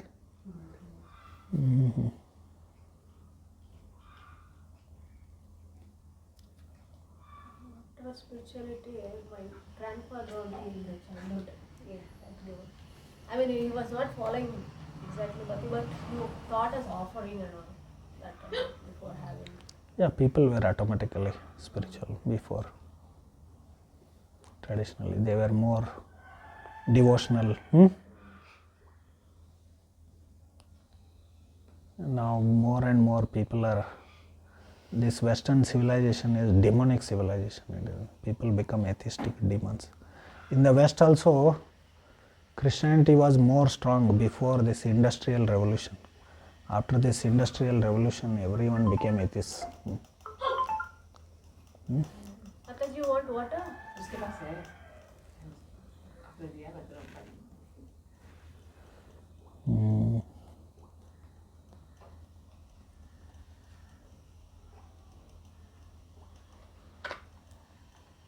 Atheistic. It just makes people to work, and they cannot think of anything at all. No time to think anything. Just work for no reason. So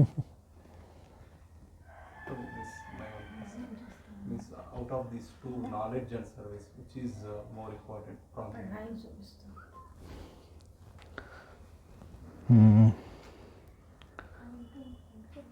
Like gopis or in Vrindavan, all the devotees, they didn't go to study to any Gurukula, right or not? They had spontaneous bhakti actually. So bhakti is more important, that is very clear. But until we establish ourselves, our footing in bhakti, we should cultivate knowledge also. That too, devotional knowledge, bhakti shastras we have to study. Bhagavad Gita, Bhagavatam. Suppose if we are spiritual master instructing and we are doing, but we don't concentrate on knowledge, we are always in service of whatever their instruction. Is it better or simultaneously we need to study also? If you are satisfied just doing service, that is also okay, because that service also will give jnana. Vasudeve Bhagavati Bhakti Yoga Prayojita Janayatyashu Vairagyam Jnanam Cha Yada Hetukam. Vairagya and Jnana are the side products of bhakti actually. Ultimately, this real Vairagya and knowledge will come, but sometime we have our intelligence also, no? Okay. To focus our intelligence, then we should have knowledge also. We should read, study, hear, because otherwise the intelligence won't be focused. We have that intelligent, right, in us. Okay. That also has to be regulated, diverted, focused. For that, hearing, reading, philosophy is required. But if one is satisfied just by service, that's also okay, because real knowledge and ultimately, even after reading and hearing, this is just to intellectually focus yourself. Intellectually focus yourself on bhakti, right?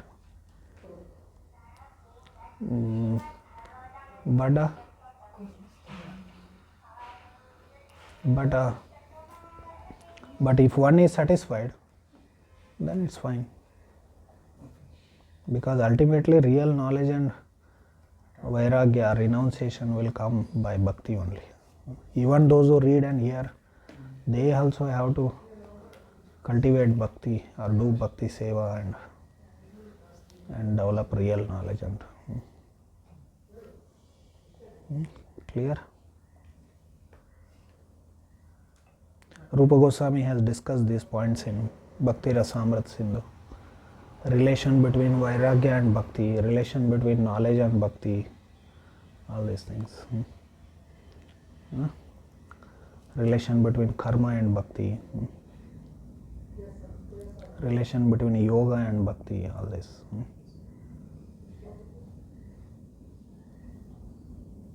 That relation between karma and bhakti is another big misunderstood topic. Sometimes they say varnashrama is karma, no? Karma means varnashrama actually, because varnashrama classes where divisions were made according to karma and guna, right? Guna karma vibhagasha. So people have misconceptions. One preacher, he said that some people preach varnashrama and I preach pure devotional service, he said. But he encourages all people to do job and all this, study engineering, job, M.Tech, this, that. That is vikarma, it is not even pure, not even karma also.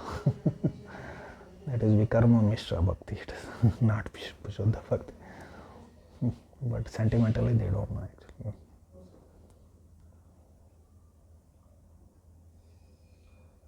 Prabhuji, you're telling about the technologies. In this material world, people are making this progress in terms of technology and make it comfort. So they're focusing on comfort. So like it could be bus, train, flights, everything. But people who are in devotion also, they also use it comfort. They tell it is not required, but at the same time they also use it. We have this standing. Yeah. How? Prabhupada, you said that it is a good use of bad bargain, like that. You know, there is one English saying, good use of bad bargain. Bad bargain means it is, it is made with a lot of effort, pain and all, right? So we are using it in God's service. Prabhupada used flights. There is one biography of Srila Prabhupada called Prabhupada Leelamrita, our founder Acharya Prabhupada Leelamrita. In that one chapter is there, Jat Age Acharya. He used aeroplanes and all. People, they preached without all these things. We can preach without all these things also. But it is there, we are using. We are not attached to it. We are not attached. Even if it is not there, we will preach. We will continue doing service to Krishna. Got it? Like that. Somehow reach to people, right? And like this one is recording. It will help, right? It will reach to some people, message. But without this also we will preach, no problem. We are not attached to it.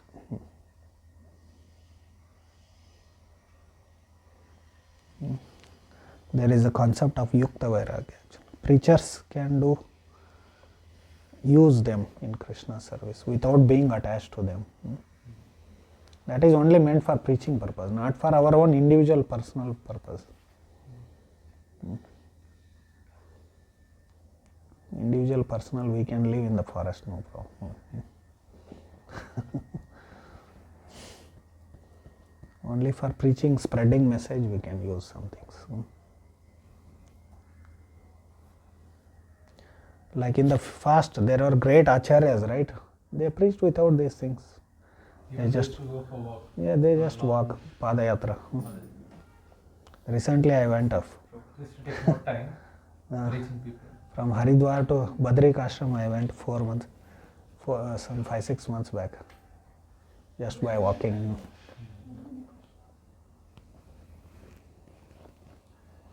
Technology develop ಆಗಿರೋದಕ್ಕೆ ಇಲ್ಲಿ ಕುಳಿತುಕೊಂಡ್ರೆ ಒಂದೇ ಕಡೆ ಇಡೀ ಪ್ರಪಂಚನ ನೋಡ್ಬೋದು, ಎಲ್ಲ ನೀವು special ತಗೋಬೇಕಾದ್ರೆ. ಬಟ್ ಅದಿಲ್ಲದೇನೂ ನಾವು ಪ್ರಚಾರ ಮಾಡ್ಬೋದು. ಅದು ತುಂಬ ನಿಧಾನ ಆಗ್ತದಲ್ವಾ?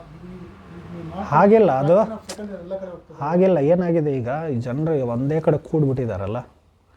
ಮೊದಲು ಎಲ್ಲರೂ ಸಣ್ಣ ಸಣ್ಣ ಹಳ್ಳಿಗಳಲ್ಲಿ ಇರ್ತಿದ್ರು ಜನರು, ಅಲ್ಲಿ ಹೋಗಿ ಅವರೆಲ್ಲರೂ ಕೂಡಿಬಿಡ್ತಿದ್ರು.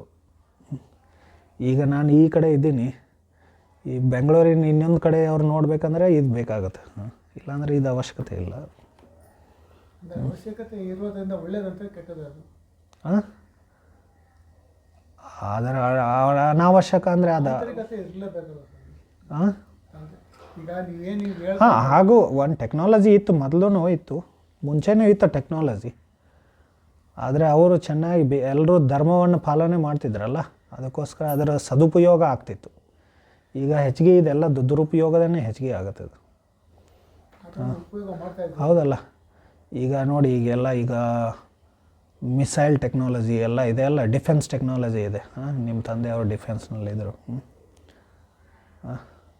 ಆ ಡಿಫೆನ್ಸ್ ಟೆಕ್ನಾಲಜಿಯಿಂದ ಏನಾಗ್ತಾಯಿದೆ, ಅದರಿಂದ ಬರೀ ನಾಶ ಆಗ್ತಾಯಿದೆ, ಹೌದಲ್ಲ. ಮೊದಲು ಕ್ಷತ್ರಿಯರು ಯುದ್ಧ ಹೇಗೆ ಮಾಡ್ತಿದ್ರು, ಮುಖಾಮುಖಿಯಾಗಿ ಬಂದು ಫೇಸ್ ಟು ಫೇಸ್, ಮತ್ತು ಎಲ್ಲ ಸಿವಿಲಿಯನ್ಸ್ ದೂರ ಇಡ್ತಿದ್ರು ಅವರು, ಜನಸಾಮಾನ್ಯನ ದೂರ. ಈಗ ಕುರುಕ್ಷೇತ್ರದಲ್ಲಿ ಯುದ್ಧ ನಡೀತಾ ಇದೆ, ಅಲ್ಲೇ ಎಷ್ಟೋ ನಿಯಮಗಳನ್ನು ಪಾಲನೆ ಮಾಡ್ತಾ ಅವ್ರು ಏನು ಮಾಡ್ತಿದ್ರು, ಯುದ್ಧ ಮಾಡ್ತಿದ್ರು. ಯಾರ ಮೇಲೆ ಅಸ್ತ್ರಗಳು ಯಾರ ಕೈ ಅವ್ರ ಮೇಲೆ ಆಕ್ರಮಣ ಮಾಡ್ತಿರಲಿಲ್ಲ, ಹಿಂದುಗಡೆಯಿಂದ ಬಂದು ಆಕ್ರಮಣ ಮಾಡಲ್ಲ. ಇವೆಲ್ಲ ಕ್ಷತ್ರಿಯ ಧರ್ಮದ ನಿಯಮಗಳಿರ್ತವೆ. ಆದರೆ ಈಗೇನು ಮಾಡ್ತಾರೆ, ಒಂದು ಮಿಸೈಲ್ ಕಳಿಸಿ ಎಲ್ಲರನ್ನು ಸುಟ್ಟು ಹಾಕಿಬಿಡೋದು, ಎಲ್ಲೋ ಒಂದು ಬಾಂಬ್ ಹಾಕಿ. ಇದು ಮನುಷ್ಯ ಜೀವನ ಅಲ್ಲ, ಇದು ಮನುಷ್ಯ ಸಮಾಜ ಅಲ್ಲ, ಇದು ತುಂಬ ಆಸುರಿ ಇದು ಈಗಿನ ಸಮಾಜದಲ್ಲಿ. ಅದಕ್ಕೋಸ್ಕರ ಎಷ್ಟು ಇವರು ಟೆಕ್ನಾಲಜಿ ಡೆವಲಪ್ ಮಾಡ್ತಾರೆ, ಇಷ್ಟು ಬರೀ ವಿನಾಶಕಾರಿ. ಭಗವದ್ಗೀತೆಯಲ್ಲಿ ಅದನ್ನೇ ಹೇಳಿದೆ. ಮತ್ತು ಇದನ್ನೆಲ್ಲ ಡೆವಲಪ್ ಮಾಡಬೇಕಾದ್ರೆ ರಾತ್ರಿಯೆಲ್ಲ ದಿನ ರಾತ್ರಿ ದುಡಿಬೇಕಾದ್ರೆ ಶಿಫ್ಟ್ ಅಂತ. ಜೀವನ ನಡೆಸಲಿಕ್ಕೆ ಅಷ್ಟೊಂದು ಕಠಿಣ ಸಮಾಜ ಬೇಡ, ಅವಶ್ಯಕತೆ ಇಲ್ಲ. ಅಂದರೆ ಒಳ್ಳೇದು ಕೆಟ್ಟದ್ದು ಎರಡೂ ಇತ್ತು ಆ ಕಾಲದಲ್ಲೂ. ದ್ರೋಣಾಚಾರ್ಯರು ಎಲ್ಲರೂ ಒಳ್ಳೆ ಪಾಠ ಎಲ್ಲ ಬಿಡಲ್ಲ, ಆದರೆ ಅವಶ್ಯಕತೆ ಅವ್ರ ಮಗನೇ ಇವ್ರ ಕಡೆ ಸೇರ್ಕೊಂಡಿರ್ತಾನೆ. ಹಾಗೆ ಸೃಷ್ಟಿ ಆರಂಭ ಅಲ್ಲೇ ಚೇಂಜ್ ಮಾಡೋಬೋಗಿತ್ತು, ಯಾಕೆ ಮಾಡ್ತಾ ಇರಲಿಲ್ಲ? ಅದೇ ಎಲ್ಲ ಮಾಡ್ತಾ ಇದ್ದಾರೆ. ಅಂದರೆ ಸೃಷ್ಟಿ ಆರಂಭದಿಂದನೇ ಈ ಎಲ್ಲ ಸುರ ಮತ್ತು ಅಸುರರು ಇದ್ದೇ ಇರ್ತಾರೆ. ಆದರೆ ಈಗ ನಂಬರ್ ಹೆಚ್ಚಿಗೆ ಆಗಿದೆ ಅಷ್ಟೇ ಅಸುರರದು. ಸೊ ನಾವೆಲ್ಲರೂ ಇದರಲ್ಲಿ ಸಿಕ್ಕಾಕೊಂಡ್ಬಿಟ್ಟಿದ್ದೀವಿ, ಈ ಸಿಸ್ಟಮ್ನಲ್ಲಿ. ಡಿಮೋನಿಕ್ ಅಂದರೆ ಏನು, ಅಸುರಿ ಅಂದರೆ ಏನು, ಭಗವದ್ಗೀತೆಯಲ್ಲಿ ಹೇಳಿದೆ. ಕೂರುವಂತೆ ಉಗ್ರ ಕರ್ಮಾಣೋ ಕ್ಷಯಾಯೋ ಜಗತೋ ಹಿತಃ ಅಂತೇಳಿ. ಯಾವುದರಲ್ಲಿ ಉಗ್ರ ಕರ್ಮ ಇರುತ್ತಲ್ಲ, ಉಗ್ರ ಕರ್ಮ ಅಂದರೆ ತುಂಬ ಪೇನ್ಫುಲ್, ಸಿವಿಯರ್, ಟ್ರಬಲ್ಸಮ್, ಅಂದರೆ ತುಂಬ ತೊಂದರೆ ಪಟ್ಕೊಂಡು ಯಾವ ಕರ್ಮದಲ್ಲಿ ತೊಡಗ್ತೀವಲ್ಲ ಅದಕ್ಕೆ ಉಗ್ರ ಕರ್ಮ ಅಂತ ಹೇಳ್ತಾರೆ. ಅದಕ್ಕೆ ಟೆಕ್ನಾಲಜಿ ಉಗ್ರ. ನಾವು ಮಾಡ್ತಾ ಇರೋದು ನೋಡ್ಕೊಂಡು ಇರೋರು ಏನಾಗ್ತದೆ ಸರ್? ಈಗ ದುರ್ಯೋಧನ ಅಷ್ಟೆಲ್ಲ ಮಾಡ್ತಾರೆ, ದೂಸರ ನೋಡ್ಕೊಂಡು ಸುಮ್ಮನೆ ಇರ್ತಾನೆ, ಏನು ಮಾಡಿದಿರಾ ಅವಾಗ ಅವನಿಗೆ ಜಾಸ್ತಿ ಆಗ್ತದೆ ಅಲ್ಲ ದುರ್ಯೋಧನ? ಇಲ್ಲ, ಒಂದು ಮುಗಿಸ್ತೀನಿ ನಾನು, ಇದೊಂದು ಪಾಯಿಂಟ್ ಮುಗಿಸ್ತೀನಿ ನಾನು. ಅಂದರೆ ಯಾವುದು ಅಸುರಿ ಕರ್ಮ ಅಂದರೆ ಯಾವುದು ತುಂಬ ತೊಂದರೆ, ಪೇನ್ಫುಲ್, ಟ್ರಬಲ್ಸಮ್ ಇರುತ್ತಲ್ಲ ಅದಕ್ಕೆ ಅಸುರಿ ಅಂತ ಹೇಳ್ತೀವಿ. ಮತ್ತು ಕ್ಷಯಾಯೋ ಜಗತೋ ಹಿತಃ, ಅದು ವಿನಾಶಕಾರಿಯಾಗಿರುತ್ತೆ. ಕ್ಷಯಾಯ ಅಂದರೆ ಅದು ಪ್ರಕೃತಿಗೆ ಒಳ್ಳೆಯದಲ್ಲ. ಮತ್ತು ಎಲ್ಲರಿಗೂ ಅಹಿತ ಆಗಿಬಿಡ್ತದೆ ಕೊನೆಗೆ, ಹೌದಲ್ಲ. ಸೊ ಅದಕ್ಕೋಸ್ಕರ we tell that it is ಡಿಮಾನಿಕ್. It is not beneficial for anyone in the end. ಹೀಗೆ ಅದೇ ನೀವು ಹೇಳಿದ ಉದಾಹರಣೆಗೆ ಗೃಹಶ್ರಮ ಅಂದಾಗ ಸಾಕಿ ಮೇಲೆ ಅವ್ರು ಹಾಕಿದ್ರಲ್ಲಪ್ಪ, ಅದು ಒಂದು ಉದಾಹರಣೆ. ಹೀಗೆ ಇನ್ನೂ ಜನ ಅಲ್ಲಿ ಕಷ್ಟ ಅನುಭವಿಸ್ತಾನೆ ಇದ್ದಾರೆ. ಒಂದೊಂದು ಸಲ ಏನು ಅಮೇರಿಕಾದವ್ರು ಏನು ಮಾಡ್ತಾರೆ, ಬೇರೆ ದೇಶದ ಮೇಲೆ ಆಕ್ರಮಣ ಮಾಡ್ತಾರೆ. ಏನಂತ ಹೇಳಿ, ನಾವು ಅವ್ರಿಗೆ ಹ್ಯೂಮನ್ ರೈಟ್ಸ್ ಕೊಡ್ತೀವಿ ಅಂಥೇಳಿ. ಯಾರಿಗೆ ಹ್ಯೂಮನ್ ರೈಟ್ಸ್ ಕೊಡಬೇಕಲ್ಲ ಅವರನ್ನು ಸುಟ್ಟು ಹಾಕ್ಬಿಡ್ತಾರೆ ಅವರು, ಮಿಸೈಲ್ ಅದನ್ನೆಲ್ಲ ಕಳಿಸಿ. ಈ ಥರ ಅವೆಲ್ಲ ಅದರ ಹಿಂದ್ಗಡೆ ಬೇರೆ ಬೇರೆ ಇರುತ್ತೆ. ಇಲ್ಲ, ರೈಟ್ಸ್ ಕೊಡೋದಕ್ಕೆ ಅಥವಾ ಸುತ್ತಾಗೋದಕ್ಕೆ ಅಂದರೆ ಏನು ಮಾಡಬೇಕು ಅಂದರೆ ಗೊತ್ತಿರಲ್ಲ ಅವ್ರಿಗೆ. ಯಾವ ಥರ ಯುದ್ಧ ಆಗಬೇಕಂತ ಗೊತ್ತಿಲ್ಲ, ಶಾಸ್ತ್ರದ ಬಗ್ಗೆ ಜ್ಞಾನ ಇಲ್ಲ. ಅದನ್ನು ಕೃಷ್ಣ ಹೇಳ್ತಾನೆ, ಅಸುರರಿಗೆ ಏನು ಮಾಡಬೇಕು ಏನು ಬಿಡಬೇಕು ಅನ್ನೋದು ತಿಳಿಯಲ್ಲ ಅಂತ. ಅವ್ರು ಏನು ಮಾಡ್ತಾರಲ್ಲ ಎಲ್ಲ ವಿನಾಶಕಾರಿನೇ ಮಾಡ್ತಾರೆ ಅವರು. ಪ್ರವೃತ್ತಿಂಚ ನಿವೃತ್ತಿಂಚ ಜನಾನಾಂ ವಿದುರಾಸುರ. ಪ್ರವೃತ್ತಿ ಅಂದರೆ ಏನು ಮಾಡಬೇಕು, ನಿವೃತ್ತಿ ಅಂದರೆ ಏನು ಬಿಡಬೇಕು. ಅಸುರರು ತಿಳ್ಕೊಳ್ಳಲ್ಲ ಅಂತ ಇದನ್ನು ಕೃಷ್ಣ ಹೇಳಿದ್ದಾನೆ, ಇದನ್ನು 16ನೇ ಅಧ್ಯಾಯದಲ್ಲಿ. ಇವರೆಲ್ಲ ಅಸುರರೇ, ದೊಡ್ಡ ದೊಡ್ಡ ರಾಜಕಾರಣಿಗಳು. ಶಕುನಿಯವರೆಲ್ಲ ಅಸುರರಿಗೆ ಸೇರ್ತಾರೆ, ಹೊರಗಿನ ಮನೆ ಕಟ್ಟಿಸ್ತಾರೆ, ದುರ್ಯೋಧನರನ್ನು ಸಾಯಿಸಿ ಪಾಂಡವರು ಸಾಯಿಸೋದಕ್ಕೆ. ಅದರ ಅಸುರ ಸ್ವಭಾವನೇ ಅಲ್ವಾ? ಸೊ ಈಗಿನ ಕಾಲದಲ್ಲಿ ಎಲ್ಲರೂ ಅಸುರರೇ. ಅವ್ರು ಹೇಳ್ಕೊಂಡು ಅವ್ರನ್ನ ಮಾಡಿದವ್ರನ್ನೂ ಸೇರ್ಕೊಂಡು ಯಾರನ್ನು ಮನೆ ಕಟ್ಟಿಸ್ತಾನೆ ಅವ್ರನ್ನೂ ಸಾಯಿಸ್ತಾರೆ ಅವರು. ಯಾಕಂದ್ರೆ ಅವರು ಇನ್ನೂ ಸೀಕ್ರೆಟ್ ಅಲ್ಲಿ ಹೇಳ್ತಾರೆ ಅಂತ. ಅದೇ ಥರ ಇವರು ಈಗ ಮಿಸಲ್ ಯಾರು ಮಾಡ್ತಾರೆ ಅವ್ರನ್ನೂ ಅವರು ಸಾಯಿಸ್ಬಿಡ್ತಾರೆ, ಬೇರೆಯವ್ರು ಗೊತ್ತಾಗಬಾರ್ದು ಅನ್ನೋ. ಎಲ್ಲ ಮಹಾಭಾರತ ರಾಮಾಯಣದಲ್ಲಿ ಏನು ಬರ್ತಾವೆ ಅದನ್ನ ಇಟ್ಕೊಂಡೇ ತೆಗೆದು ಡೆವಲಪ್ ಮಾಡ್ಕೊಂಡು ಹೋಗ್ತಾ ಇದ್ದಾರೆ ನಮ್ಮ ಗ್ರಂಥಗಳನ್ನೆಲ್ಲ. ಅಲ್ಲ, ಅದರಲ್ಲಿ ಏನು ಮಾಡಬಾರ್ದು ಅಂತ ಅಂದಿದ್ದಾರಲ್ಲ ಅದನ್ನು ಮಾಡ್ಕೊಂಡು ಹೋಗ್ತಾ ಇದ್ದಾರೆ ಈಗ. ಜನ ಮಾಡೋದಲ್ಲ, ಏನು ಮಾಡ್ಬೋ ಕೆಟ್ಟದ್ದು ಯಾವ್ದು ಮಾಡ್ಬೇಕು ಅದನ್ನು ಜಾಸ್ತಿ ತಗೊಳ್ತಾ ಇದ್ದಾರೆ. ಹಾಗೆ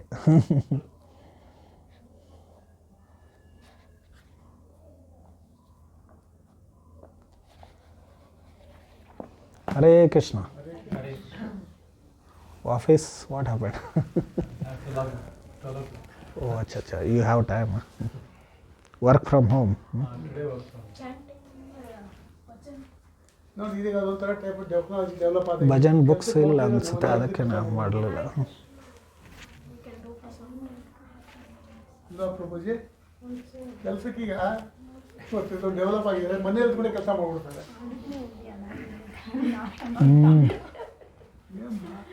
ಮಾತಾಡಿ ನೋಡಿ.